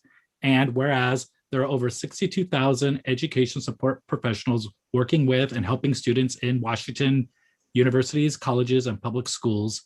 And whereas education support professionals are instrumental in fulfilling the state's responsibility to educate all students. And whereas by supporting the learning environment, education support professionals are crucial partners with teachers, parents, administrators, and school boards. Now, therefore, Jay Inslee, Governor of the State of Washington, does hereby proclaim March 8th through 12th, 2021 as Educational Support Professionals Week in Washington and urges all people in our state to join him in this special observance, signed the 24th day of February, 2021. Thank you, Director Bento. At this time, we are on to agenda item 6.0, our presentation. Dr. Watts, would you introduce Dr. Harmon to begin the presentation? Thank you, President Daniels. Members of the board, staff, Ms. Halley, I would like to call Dr. Jewel Harmon, Chief Accountability Officer, lead for organizational effectiveness, to join us for your presentation this evening. Dr. Harmon, the floor is yours. Good evening, President Daniels, members of the board, Dr. Watts, Ms. Halley. It's a pleasure to be here this evening. I'm going to start by sharing my screen so that we can follow along together, and there'll be a place for you all to have questions and have discussion at the end, because I won't be able to see your faces as we go through this. So let's go. So we're moving forward with 2021 school year will mark the end of our current strategic plan. And we've gone through several iterations of that. We're moving forward to a place and space where we're going to talk about the purpose of our strategic plan process moving forward, how we will engage our public, and be on track to present to the board a new plan in the fall. So the purpose of the strategic plan process for 2021 and beyond is we want to create stakeholder participation. So across our stakeholder communities in the design of a new long-range plan that will keep certain components of our current plan. So we're not planning on reconceptualizing our mission, our vision, or our core values. But we are going to reconsider and think about what new measurable goals look like and what our process for continuous improvement looks like across that once those new goals are identified. So what are the policy connections to this work? So as a board, this is where your support has been helpful for us and will continue to guide us moving forward. There's policy 1240, which speaks to advisory committees and talks about committee participation, duration, and pieces of committee support. Policy 1800, which is a commitment to strategic planning, and it talks about the board's commitment on behalf of KSD to support the strategic planning process that involves staff and community. Our WASDA model policy 0300 and WASDA model policy 0500. We don't have a 0 series. It's something that if the board is interested in, it speaks to the planning process and the components of a district strategic plan. Currently, our plan incorporates those pieces that are outlined in 0500, and our process aligns with what is outlined in 0300. We just have never called that out as policy per se as a district. And so when you think about the strategic plan, the work itself is a living, breathing document, and it's a living, breathing document because there's accountability for those components of the plan throughout the district. And so that lives in multiple places. So the policy accountability that we just talked about lives with the board. Supervisory accountability lives in the superintendent's office. There's operational accountability with organizational effectiveness. There's technical accountability with internal KSD staff. And what most people would say are divisions, but we call them communities. And then there's implementation accountability that lives with KSD staff on a day-to-day basis. And there's monitoring accountability that lives with all of us as KSD stakeholders, including our external stakeholders as parents and external community. So as we start this re-engagement of the strategic plan to develop a new plan moving forward, to think about what committee development looks like. And so given our current situation and the current pandemic and what committee work has looked like in the past for Kent School District. Thinking about engaging a core group of between 25 and 40 members, knowing that usually if we start with a high number, we usually end up with about half that as a consistent participant membership. And so thinking about the past work, and one of the things that I've heard our board talk about, and we've committed to even as district staff, is making sure that there is diversity and representation across our KSD larger community to ensure that all voices are at the table.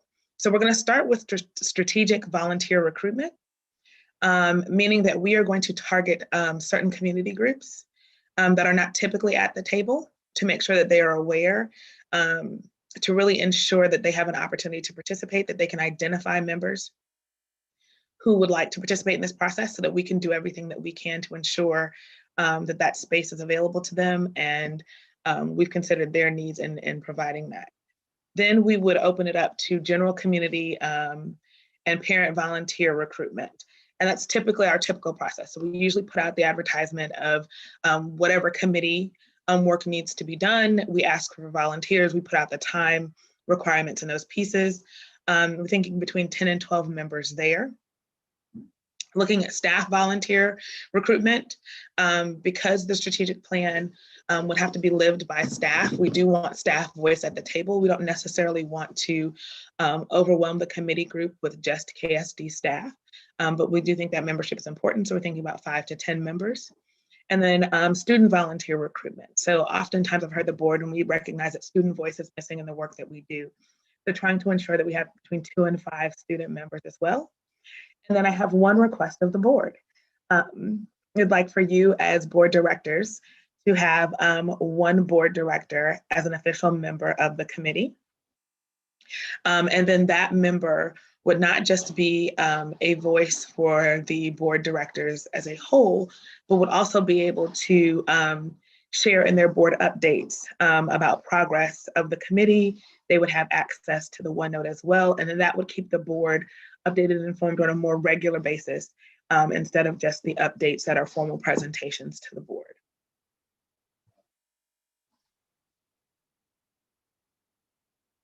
So in addition to the types of members and the number of members, we talked about the criteria for committee membership. And so we want each one of these committee members to have some connection to KSD. So in addition to being one of those particular groups, we want them to identify, and then that is always the lens that we will ask them to consider when they are bringing forth ideas for goals or critiquing other ideas about the goals moving forward. We want to have diverse community representation. So when we think about that, also want to think about the strand representation. So how does this look in terms of what schools are represented across our communities?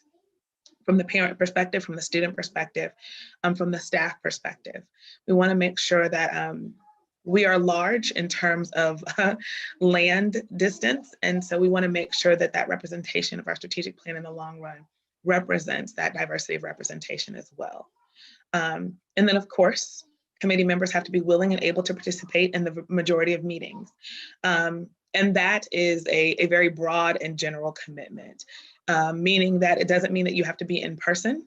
It doesn't mean that you necessarily have to be physically or virtually present at every meeting. It may mean that you may not be able to be present and be a voice in the room at the time of the meeting, but you've done the homework or pre-work, or you've left notes so that your views are expressed and heard. And that's how we've operated in the past if people are not able to participate in the exact moment, but they've done that pre-work to ensure that their perspective is there. So that's what we'd be asking again. So what is the timeline for this work? So some of the background work has already begun. We want to talk about and establish what those committee commitments look like. We also want to think about how we would engage the larger and more broad KSD community. And that's by developing and deploying a community kickoff survey, which asks the larger community about their interest in the strategic plan, what they think the goals might be in big, broad buckets moving forward.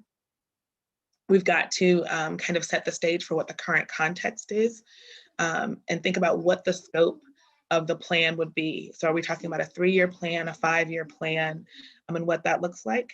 Finalizing the meeting outline detail because we've got a pretty decent timeline overall, but we've got to make sure that those details are worked out so that we can meet our targets and have a proposal for the board in the fall.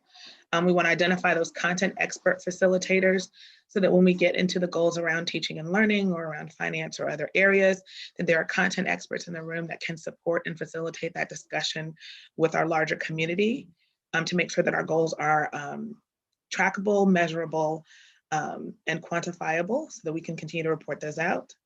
And we want to identify any other technical aspects that we would need to be able to support this timeline in the process. And so then in May 2021, we want to kick off that thought exchange or survey opportunity around the initial kickoff, asking our public about what their strategic goals are, where they see the future of KSD and student outcomes. And then May through August, we're going to start the hard work with the committee. So actually doing those committee meetings, setting up a tentative schedule, setting up a schedule with that group. Tentatively, I'd like to say that we meet 2 times per month. Often I said that with other committee work, and we end up committing to typically 4 times a month. We end up meeting once a week, at least initially. But I usually leave that up to the committee themselves, but I would definitely push back if they wanted to meet less than 2 times because of the amount of work that we have to do. And then look at that input. They would review the input information from the survey and thought exchange that the public has done around the general ideas of the strategic plan. And they would begin the work of the plan development and start working with content facilitators to flesh out what the goals could look like. Then in August, we do a thought exchange and second survey opportunity. And this one is feedback. So this is giving the larger KSD community an opportunity to provide feedback on the draft goals thus far that the group has worked on and how that reflects the input from the larger community in the first round.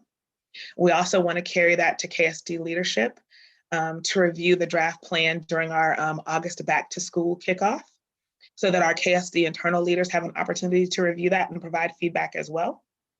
Then the committee would review that feedback and then continue the plan development.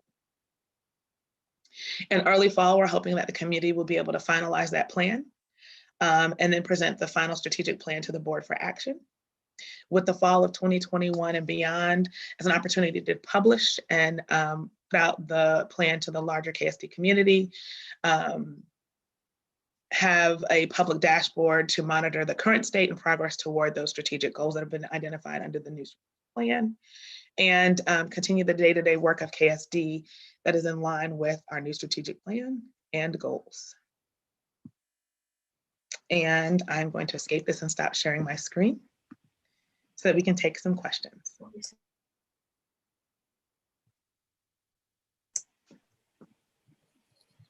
Are there questions? Thank you for that. I like that, Dr. Harmon, getting the community involved. And when we went to the listening sessions, I know that that was also brought up for those community members. So one of my questions is just in regards to the timing of this. Is there going to be a time when the board can review all the measures at the end of the 2021 school year? Where in that process are we going to look at all the measures? Because the plan ends at the end of 2021. And I know that COVID has derailed some of this, but when is the board going to be looking at the measures too? Because I think that will drive some of this work as well, because some of it might just be too hard to measure, et cetera, et cetera.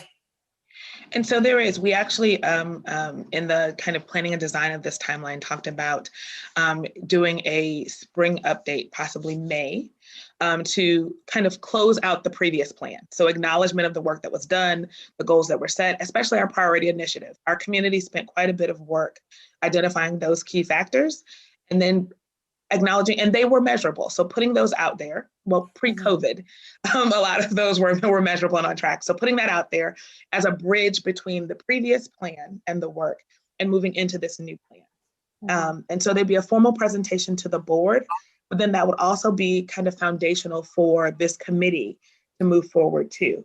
Right. Because it's not to say that some of those priority initiatives may not become future goals in the new plan, somewhat leaving that up to the committee. So, but yes, that's the plan, to use that as a bridge. So to report out on like I said, the the plan as a whole previously, but especially the priority initiatives, and then using that as a bridge. That's great. And then you said approximately 25 to 40 members you're looking for. Are you also going to look for a few more in case of attrition, because that happens sometimes? So I'm hoping to really push the 40 end or higher, knowing that 25 is typically where we land. And it really, what I've experienced so far is that it doesn't matter how high on the upper end we get. We've had committee membership initially start out in the 70s, even almost 100. And by the time we get into the real work of this, sometimes it can be 7 or 8 people in a room. That doesn't mean that the other voices haven't added in. It becomes a real commitment. And I think people, I won't say they don't take me seriously when I do these types of presentations and talk to them about the work and the time commitment that it is. But they know that I will push them on this, that we are in this together. And it is a commitment, but there's lots of ways that they can meet that commitment. Like I said, they don't have to be in the room that day as long as their voice and their thoughts are present. So I'm hoping on the high end, knowing that there'll be some attrition and we'll get to that 20 or 25. And it may mean that I go a little bit higher than the 40, but the biggest thing is that I want to make sure that the ratios are right. So if you noticed in the ratios, I was really trying to emphasize community. And so there's various ways that could happen. And then there's ways that we can tap into that and seek out. So if we don't get enough general community volunteers, I could always leverage those priority initiative committee members to say, hey, you were a part of this before. Are you still interested in this work? So there's a couple of strategies of ways that I plan to recruit if volunteers are not showing up. But we definitely, like I said, like you said, I learned from recent listening sessions and other things, and being strategic in how we tap some of those communities that have not been present. Great. Thank you. I have a couple questions. Oh, Go ahead, Joe.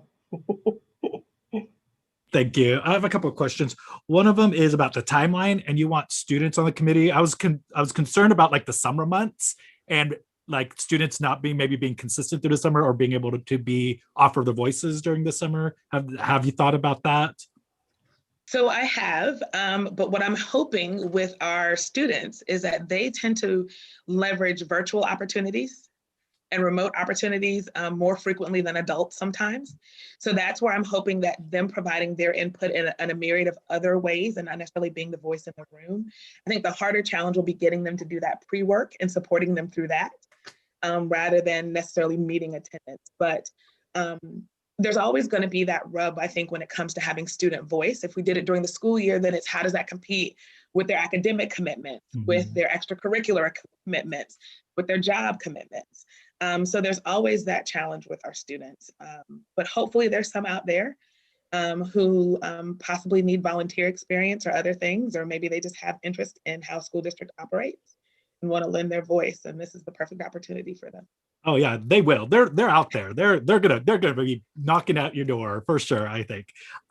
My other question is, I know that there's staff volunteers included in there, and I was curious how labor partners are considered and how you're going to balance labor partners for staff volunteer voice.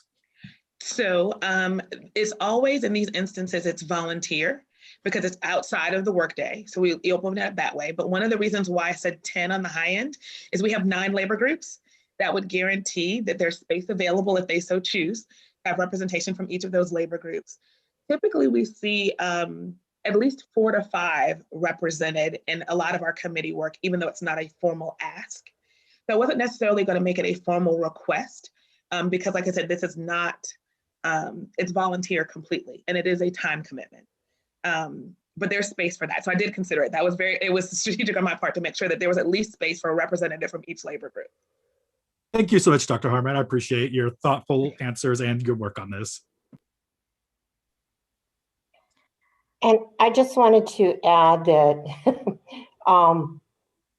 going through this on several community task force and on the last strategic planning committee, it's so important for us to have sustainability of a core of people, because you really get some in-depth conversations. And I've been thinking about this, Dr. Harmon, because we've gone through it.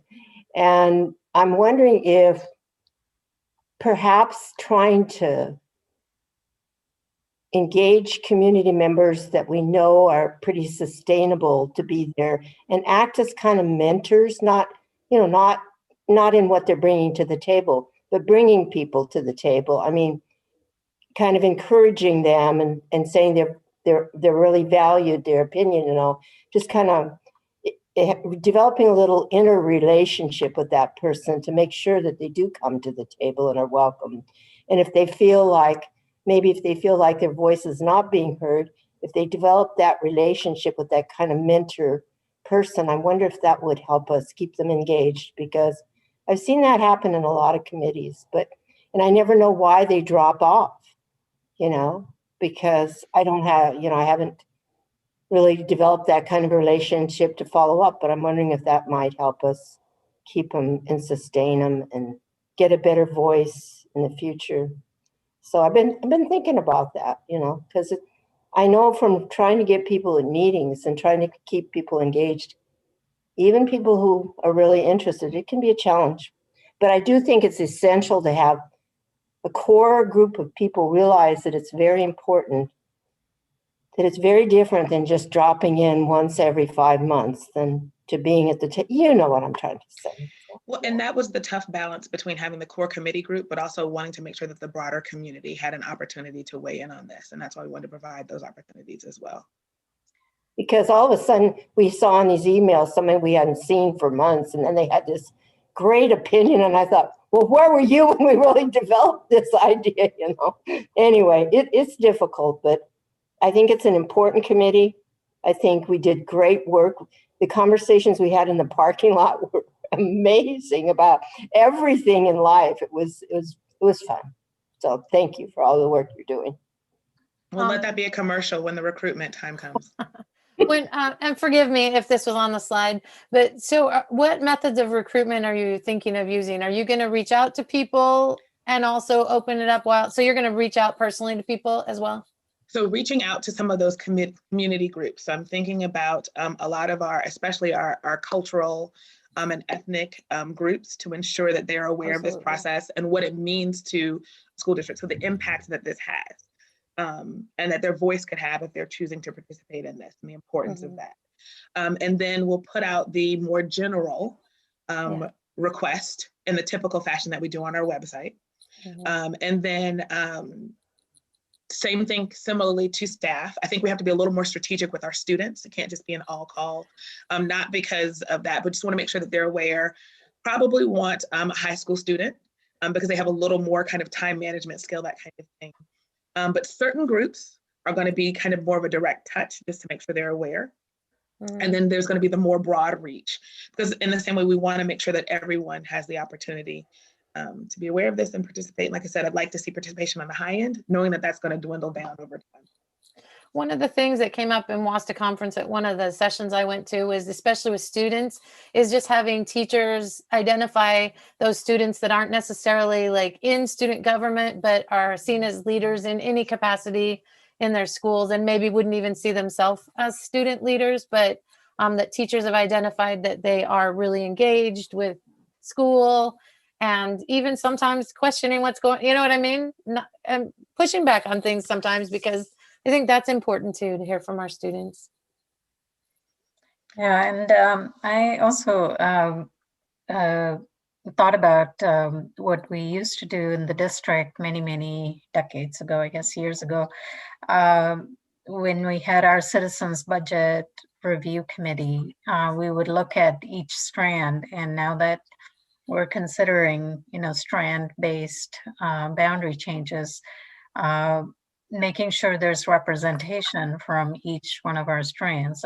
And I think one of the benefits of that is that you come in feeling some sort of a commitment to getting this work done, because you feel like you're representing a school or an area, and that leads to a sense of ownership of the process. And I think that needs to happen as well, so that you can't just come into a meeting and then leave the next time, but you're there consistently working towards a particular shared goal or shared goals.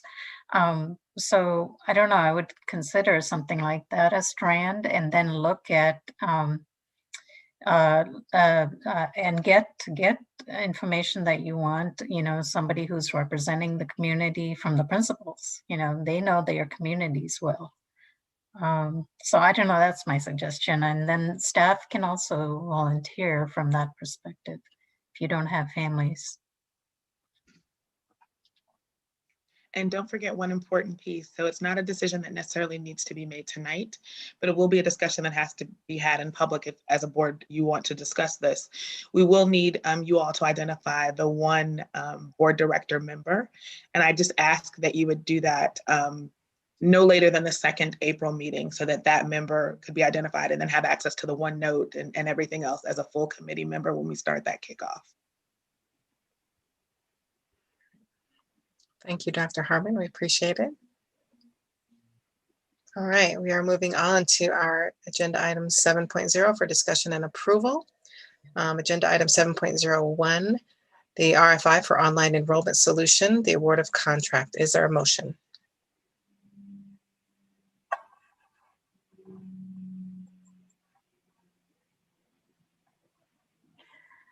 I make a motion, we approve 7.01 RFI for online enrollment solutions award of contract.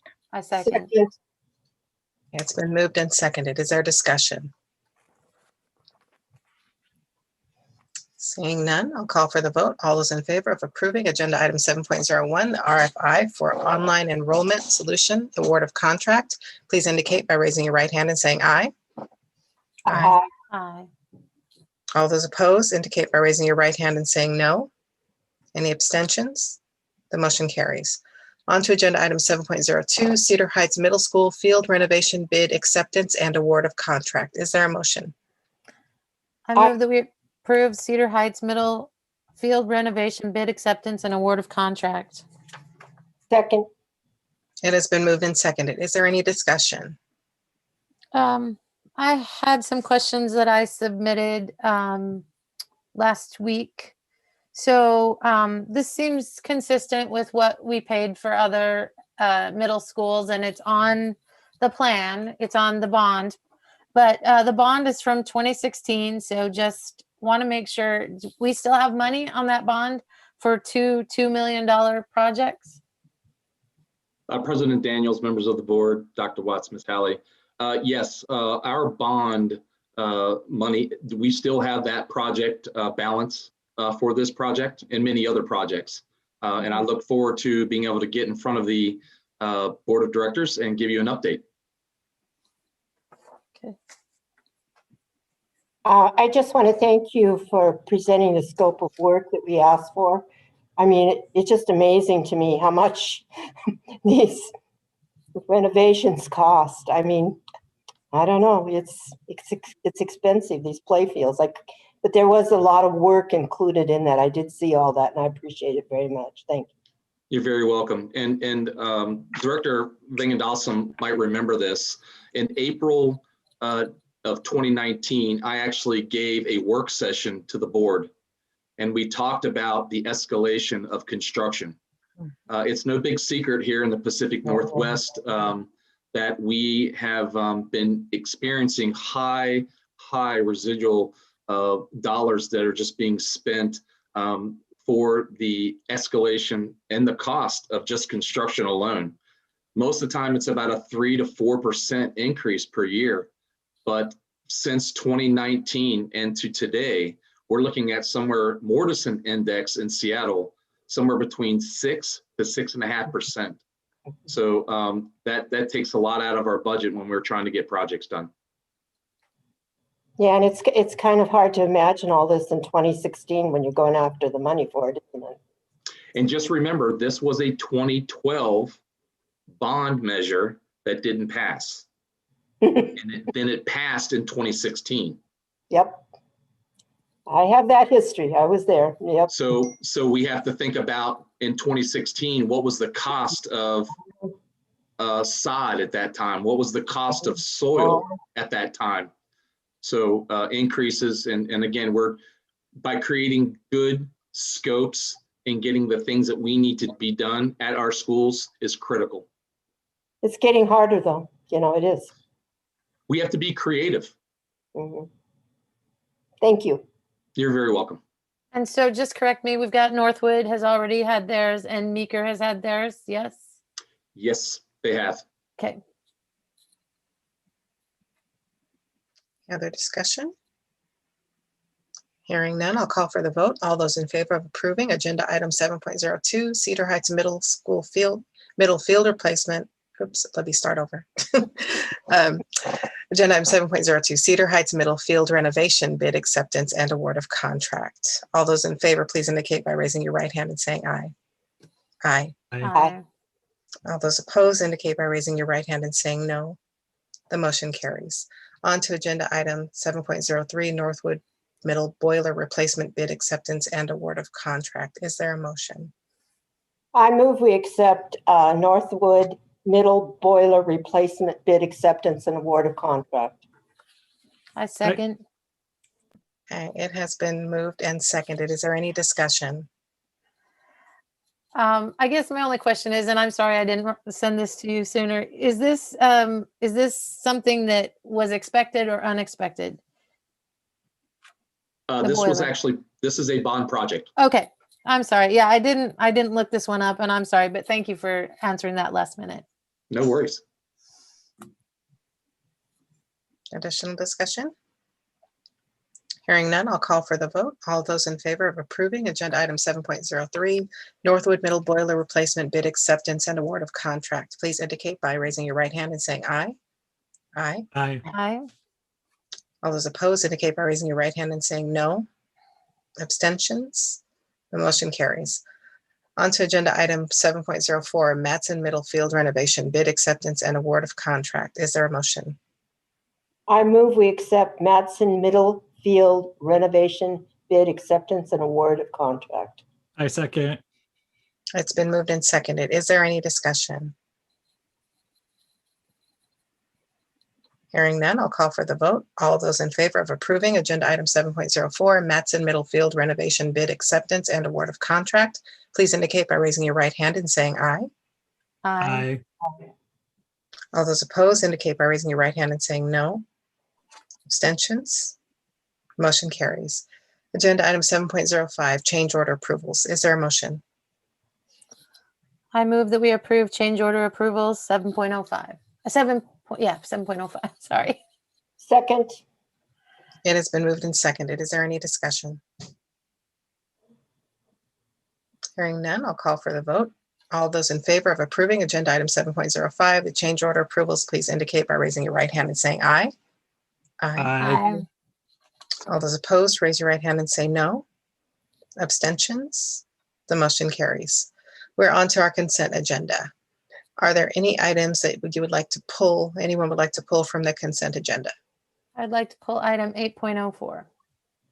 Okay. Is there a motion to approve the consent agenda items 8.01, 8.02, 8.03, and 8.05? I so move. I second. It also includes 8.06 vouchers. Oh, I'm sorry. I didn't scroll Yeah. down far enough. Yeah. Okay. So I it has second been- the motion 8.01 to 8.06. Okay. It has been moved and seconded. All those in favor of approving the agenda minus 8.0 through 8.06 minus agenda item 8.04, please indicate by raising your right hand and saying aye. Aye. Aye. All those opposed, please indicate by raising your right hand and saying no. Any abstentions? Motion carries. I think I said aye. You said aye, right? I said aye. I think I didn't say aye, but I'm saying aye. You did. I said, okay. I thought I saw you say aye. Okay. Now we like a motion to approve agenda item 8.04. I move that we approve agenda item 8.04, 3 positions, Charity Jensen, Assistant Director of Assessment, Kimberly Lamb, Assistant Director of Transportation, and Anita McPherson, Assistant Director of Human Resources. I second.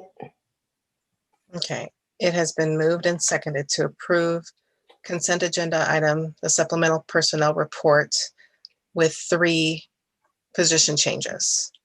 Is there any discussion? Hearing none, I'll call for the vote. All of those in favor of approving the supplemental personnel report, agenda item 8.04 as presented, please indicate by raising your right hand and saying aye. Aye. Aye. Any opposition, please indicate by raising your right hand and saying no. Are there any abstentions? Okay, the motion carries. Okay, we are on to agenda item 9, which is informational. The financial statement is there, and the Gates Foundation New Leaders Grant is there. I have questions, and I think I see Mr. Rarick. I sent these last week. So I'm just looking at our January 2021 financial, and I see, looking back at past history, that low enrollment and high staffing. So I just have concerns about our budget. And so what potential impacts is this going to have going forward? Sure. First of all, Director Beckinger, you said you sent some questions last week. Yes. Okay. Well, I apologize if I wasn't in receipt of those, but I'm happy to answer your question here. I sent them to the superintendent and Miss Howley and President Daniels, like I always do. So I'm sorry if you didn't get them. No, not at all. We'll get it worked out. But just in terms of, I think I can answer your question. So you're probably referring to the charts. Am I yes, correct? Yeah. And I think in paraphrasing your question, you were saying that you were worried about the level of staffing and the declining enrollment. Yeah. Okay. So I'm going to I do not necessarily share your concern. And let me tell you why. So let's look at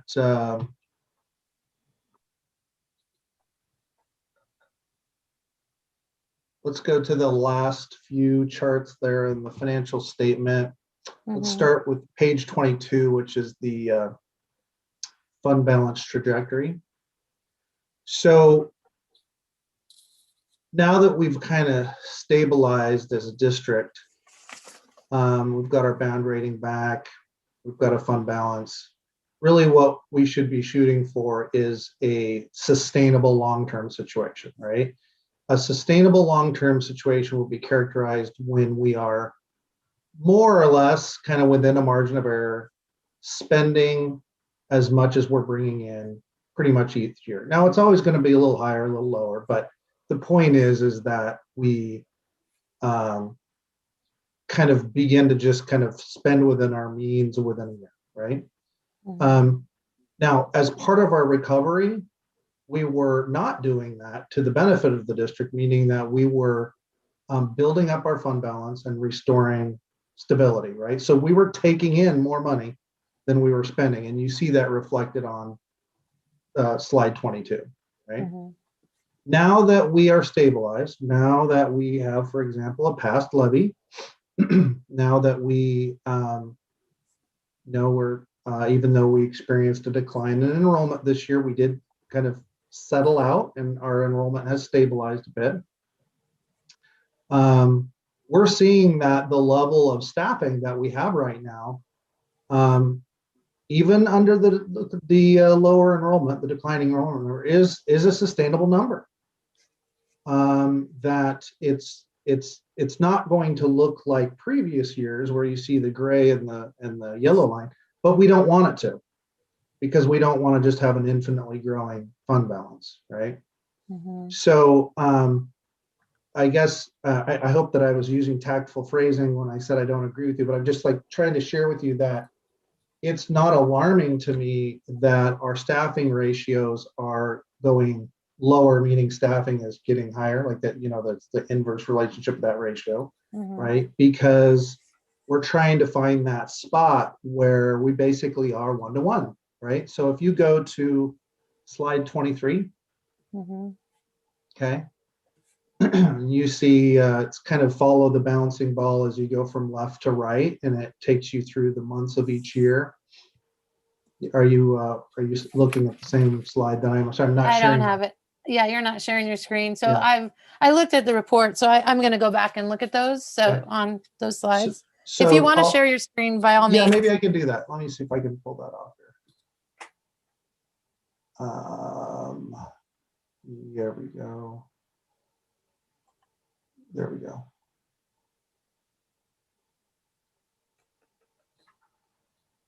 Okay.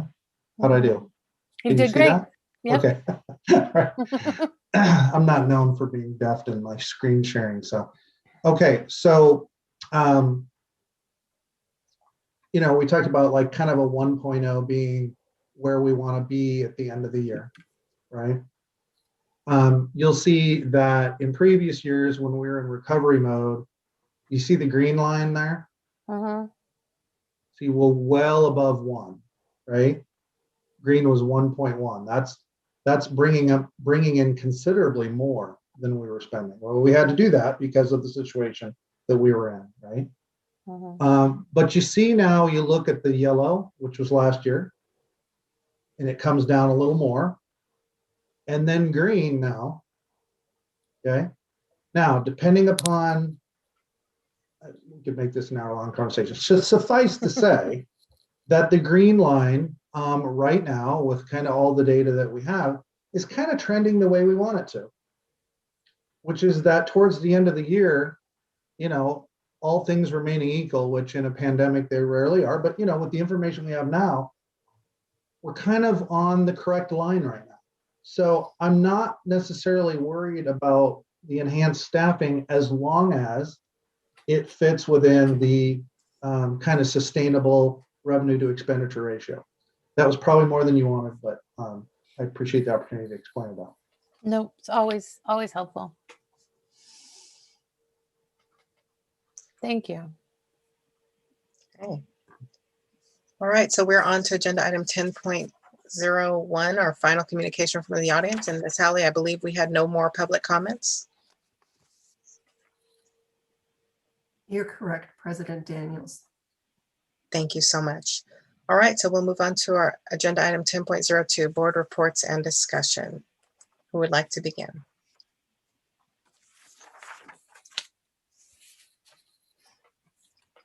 I'll start if nobody else wants to. Thank you. Of course. I do want to thank the South King County Discipline Coalition for the listening sessions that we attended. It was so great to kind of hear the positive work that's going to move forward in our district when we look at racial equity and making sure that all of our students who are going to our schools are being in an environment where they can learn. And I'm looking forward to communications for how we're going to continue the good work of making sure that students are doing what they need to in school and that they're in a safe environment. I also was invited to the Kent Educators of Color meeting on the 4th. It was great to join the educators there from KEA and joining some breakout groups with the LGBTQ fellowship group and just hearing about the great work. I think it's really important to hear what's going on with our educators. And I have some upcoming meetings I'm going to go to, including the Kent Communities of Schools and Kent breakfast that I'm going to attend right before I have to teach. That's going to be really exciting. I'm looking forward to attending that and being invited to an LGBTQ fellowship meeting, I think tomorrow, kind of see what's going on with that group, and meeting with Kent EA on March 29th. And so I'm excited to continue connecting with the community. Please contact me. And also want to thank oh, my bad. And then that's it. Yeah. So thank you to everybody again for the emails, invite me places. Please keep emailing me, invite me places. I want to connect with the community more. So I appreciate everything. Thank you, everybody.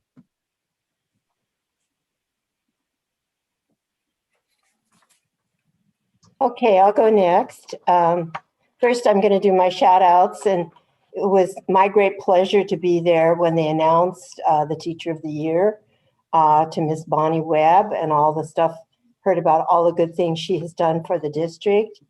And she was so excited, and everybody around her was excited. So that's always fun to see that happen. I want a big shout out, which was a highlight of my week, was to the 3 classes that I read to in Read Across America. And I'll tell you, a couple of my helpers, my IT guy, then my go-to guy, I find people I go to, and he's there at 7:30 in the morning to help me. And thank goodness I had him. And thank goodness he put me in touch with the librarian of Horizon, because we had, I don't know, I stopped counting at 40 students online, and they all had their speakers open and were talking at once. And so when I went through the story, which my daughter helped me put it all online, I couldn't really see the kids and I wanted to interact. So the librarian at Horizon was very, very helpful. And it helped me interact with the kids. So it made the day a lot more fun for the kids and me. I want to give a shout out to my colleague. We had a great constructive 2x2 agenda setting meeting on last Tuesday. A shout out to 2 teachers I met with in one-on-one session, and one I actually did in person. One on curriculum and one on playground and maintenance issues. They both are bringing forth great ideas to help me be a better board director. And a shout out to a principal that on short-term notice met me and helped me understand portables a lot better. A big shout out on Saturday was to the Kent Rotary. And of course, I'm very well aware of what Rotaries do. I once had an exchange student from South America, Brazil, that lived with me for a year from the Narrows Rotary down there in University Place, Tacoma area. But I didn't know all the things that the Kent Rotary is doing in their missions work abroad. And during that evening's presentation, they showed all the things they did. So it was really interesting to see not only what they're doing for our kids, but what they're doing for people around the world was great. And I was glad to support that. And not only that, I supported it with my donations because I'm able to do that at this time, which is a privilege. Not everybody else is able to do that at this time. And I picked up the winning bid on some beauty bark. So my lawn's going to get some beauty to it. So I'm excited about that. I plan to do a little bit of it myself and get a little helper because it's a lot to put out 15 yards of bark. And so I just like to close with the same statement that I always make going forward. Government institutions exist because the community feels there is a need to be developed for the common good. When decision makers of those institutions fail to listen to their constituents, they fail. And so that becomes a problem. Going forward, I also want to leave with you a Japanese proverb that I think is kind of applicable to many cases is the reputation of 1,000 years may be determined by the conduct of 1 hour. So I try to keep that in the format of my thoughts. And I'm looking forward to going next week to the Community of Schools Breakfast for Kids because it's an organization not only that I've supported, but I have actually mentored in for several years in this district and in 2 other districts. And I've actually mentored and tutored in 5 different districts over 20 years. So I thank you all for tuning in and appreciate your support and all the good work that our staff did tonight. Thank you. I'll go next. I also got to be there for the exciting Teacher of the Year for Benita Webb at Meridian Middle School. It was very fun to be there in person. So I was glad I could have that opportunity because it's not a time of day that a lot of people could probably participate. I also had fun. I got to read to all the 3rd graders at Horizon, Read Across America, very exciting. I just want a couple of the and I take notes during this. So I'm hoping that we can get some answers because I think a lot of students participated in public comments. So I'm hoping we can get answers to those students like we have before. And I think it was Sanaya Ahmed wants to meet with the board director. I am happy to meet with you. Just write to me, michelle.bettinger@kent.k12.wa.us or call me. I'm on the website, so I'm happy to meet with you. Zachary Cohen talked about student leadership. Zachary, tell your friends we've got the committee coming up that we just learned about tonight at the meeting. And then also, I want to talk about also the listening sessions, the 2 listening sessions with the ombuds and the South King County Discipline Coalition. That was very important and powerful work that I hope we continue. And as we think about it, it kind of goes to, it was a public comment, and it goes to something that 4220 procedure that we approved the policy in October, and I've mentioned this before, but what I see in my head is that student who participated, who I will not name, I'll keep confidentiality, who participated and was brave enough to speak. And when I think about the 4220 procedure, first, I hope that we're not a district that needs any of these procedures. And hopefully there will be a time where we are so successful that no one has to file an HIB complaint or a sexual harassment complaint or a 4220 procedure. But the reality is that, things happen. So when I think about that 4220 procedure, I think about, what would be easy for that child's family to reach out and report a concern, and how will that procedure work for that family who has, any of our procedures, the HIB, the sexual harassment. So it is front and foremost on my mind that 4220 procedure get available to our public, get on the, BoardDocs, get available to our public. It's really, really important. And that is action. It's the gap between words and action, and taking action is having procedures available. And we talked about it during the meeting too, is getting these procedures available so that families do know what they can do, where they can report if they have a concern.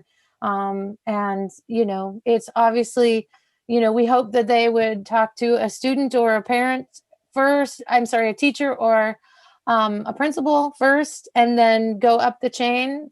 But again, that's one step we can take, to getting closer to supporting our families and their needs. So, Clark Newber said it too. And, with our report of concern, this is something I'm going to be bringing up too with our board superintendent's governance is, Clark Newber said it, we need an auditor, or we need someone internal that's independent of the staff and hierarchy and reporting to the board. And so, when we talk about the strategic planning today, and I really thank Dr. Harmon for including the board so there can be regular updates. And I think we also might want to, as a board, consider that there's someone who is also a board liaison for these concerns that come up. And so that we're taking, some steps, some action, so there's some insight and accountability. So again, I look forward to all the calls. People have called me. I've talked to a lot of citizens on the phone, and I say this, if I don't always have my phone on because I'm doing other things, but leave me a message and I will call you back as soon as I can. And I always do. So thank you again, everyone, for listening and being here. And that concludes my report. Thank you. I will go next. And I also want to thank and appreciate very much our South King County Discipline Coalition and our families. I appreciated being there with the listening sessions. And I am also hoping that we will have a process in place so that communication is much better and we have a better understanding of what our families are dealing with in a timely manner. So I do appreciate Director Benninger bringing up 4220P, but we've talked about this forever. It feels like a process that is understandable, and I so look forward to that.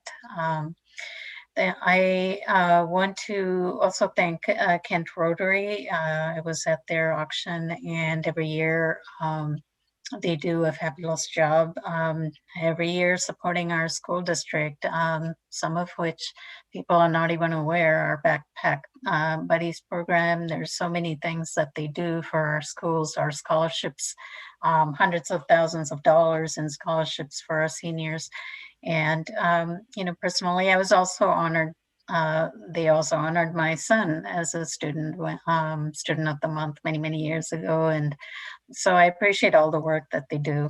I want to thank Cedar Valley staff for the invite to do a video for their virtual career fair and really talk about my journey as a career professional. I appreciated the thought that went into profiling some of our leaders and making sure our kids know the opportunities that are available for them and starting young. Thank you to Ms. Howley, Karen Howley, for I want to honor our education support professionals, and she does so much for us, for our school board. I appreciate everything you do. I want to thank Director Larmy for making all the updates on our websites. These were updates that were recommended by a parent to make it easier for families who are new to the district to find important information. I really appreciate how quickly you moved to make all those changes, and that's really thinking about community and what they want to see and moving quickly. Thank you to Chief Vela for the details of the Covington capacity and portables. I do have a couple of questions on it, but I do want to state to our public that many of these discussions happen before the school board meeting. It happens during our 2x2s. It happens with asking questions to the superintendent. So please don't assume that because we are not discussing it at length at a board meeting that we are rubber stamping something. So I do have a concern about that there's an assumption that we are not asking questions, but questions do get asked prior to board meetings. So I do want the public to know that. Let's see, congratulations to Mr. Dennison and our transportation team for an outstanding rating from OSBI and WSB for the 2019-20 bus inspections. And congratulations to our Teacher of the Year, Ms. Bonita Webb. My apologies for arriving late, and by the time I get there, the meeting was done, and so work just consumed that day, and so I'm really sorry I missed Teacher of the Year. I usually attend that every year, and so congratulations. I'm really glad to hear we're planning for in-person board meetings again. I really do miss those interactions, and so thank you to the staff who are exploring that. Great to hear that 10 of our schools have been added to the CEP program for meals. And finally, I do thank all of our staff members who put together updates and inform the board on many levels. It doesn't always happen at the board meetings, so I just want to be clear about that a lot of conversations happen prior to the board meetings as well. And so I want to say my hearty congratulations to our finance team for the Moody's upgrade of the KSD bond rating. And I do want to read the following report that I suspect it was Dr. Joel Harmon who wrote it, but she wrote on March 3rd, 2021, Kent Reporter published a news story about Kent School District's upgraded bond credit rating. It has been a long 5 years to recovery since the discovery of the negative balance in the general fund. That long road was particularly treacherous due to unfounded accusations of mismanagement, theft, and staff incompetence. This rating change reflects hard work on the part of the entire KSD staff, especially the strategic leadership of Dr. Watts, operational leadership of Mr. Ben Rarick, and the technical expertise of the budget and finance team. And I'm adding to that, which I add, led by Dr. Joel Harmon. Kudos to those who traveled the long, hard road and whose leadership was critical to reach our current positive financial outlook. Thank you. And with that, I end my report. Thank you. So I echo the sentiments of a lot of my colleagues. I congratulate our Teacher of the Year, Ms. Webb. I also would like to thank everyone who have stuck with us, who've attended, for being here tonight, those of you that are watching online. I'd also like to thank all of our educational support professionals. Your work is so important, and it seems at times so underappreciated. And so I really want to just take this time to thank you so much, because without you, we could not do what we do. So thank you so much for all that you do to support staff and students as well. I would also like to say I had the wonderful opportunity to read a book to the sixth grade classes at Horizon Elementary, and it was a book they had never read before. So that was a treat. I was surprised by that, and they enjoyed it. So a lot of them asked for it. So that was great.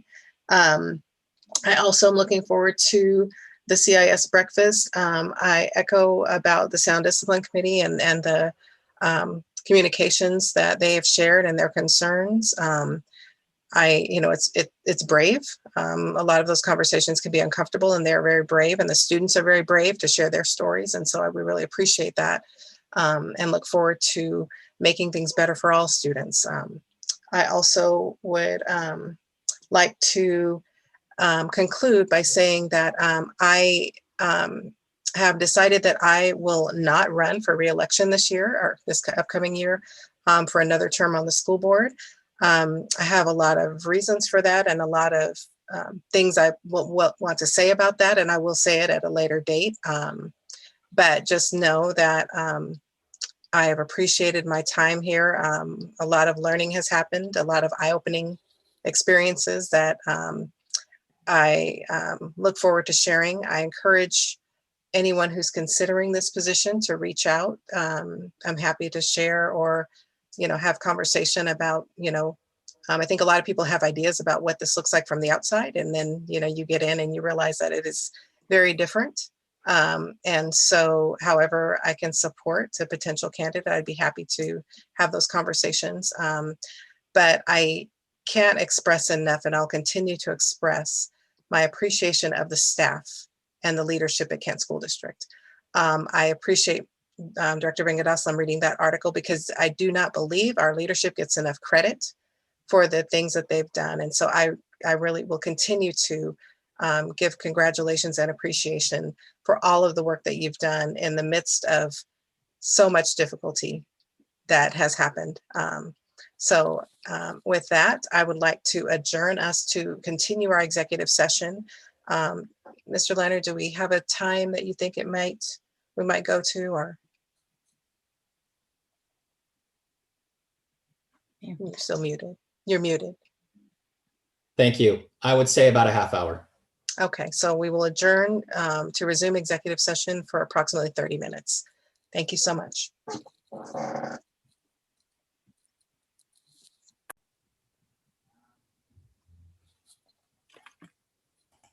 We're streaming live. Yeah, we're gonna have to move into executive session. Yeah. So yeah, we're streaming.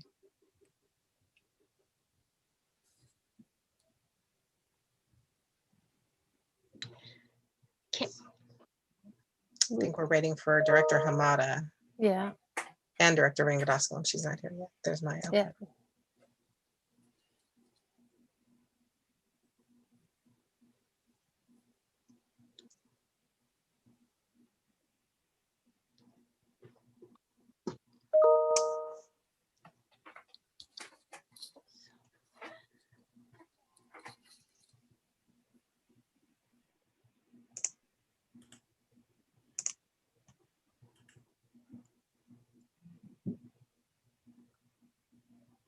So Karen's not here, President Daniel, so I can Move us.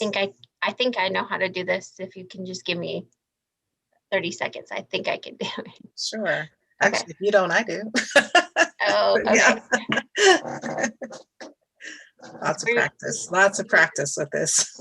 We work in teams, so you might be faster. Yeah. You're the host, right? I'm the host, but I can make you the host, a co-host. Yeah, I was gonna say, you can just, click on an assign to breakout rooms. I can do that. Leslie's in Teams. Do you want me to just? Oh, she's in Teams. Yeah. She'll need to get into Zoom.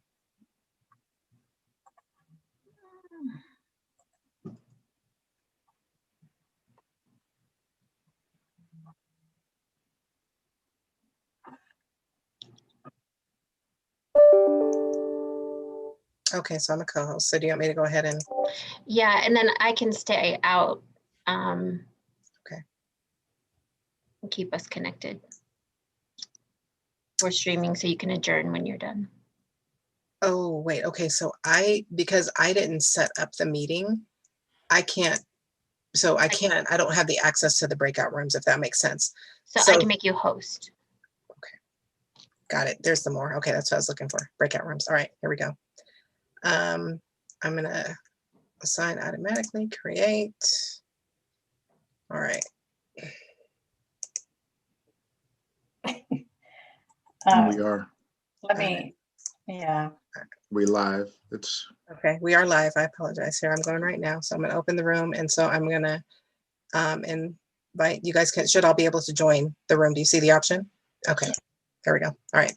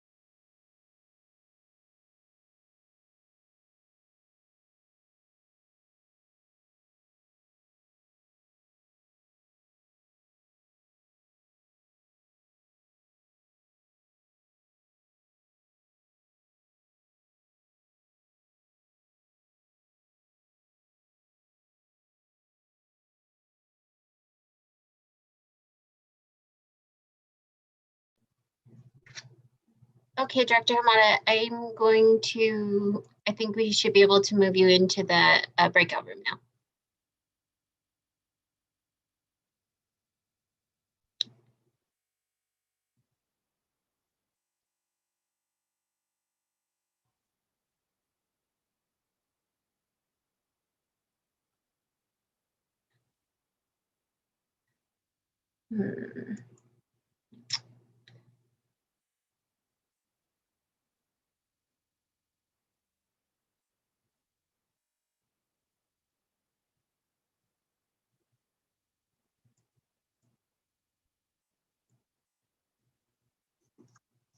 See, just a second. This part's new for me.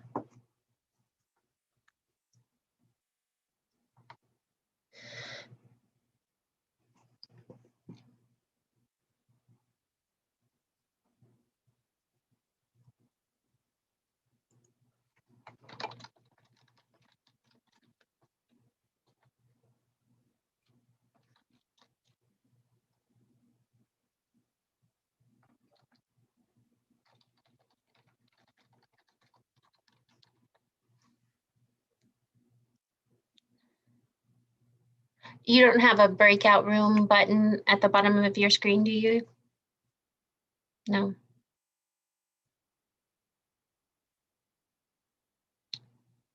Okay.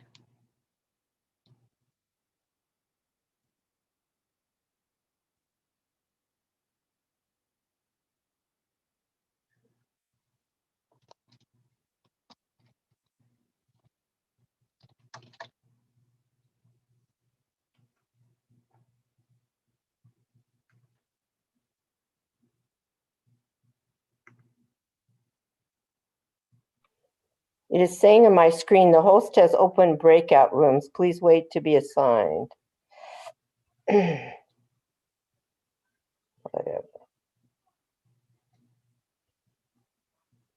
Okay. We'll get you in there. I'll go to bed.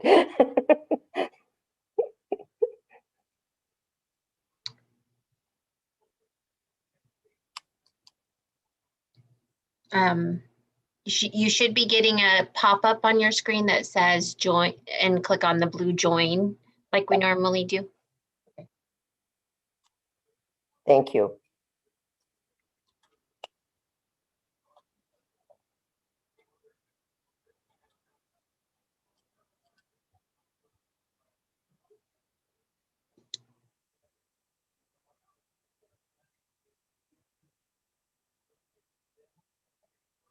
I don't think we knew we were going to need this at the end of the meeting, so just improvising here. I can imagine.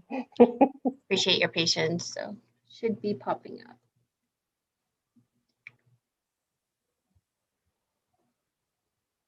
Or to text them in the room to let them know to do it, so.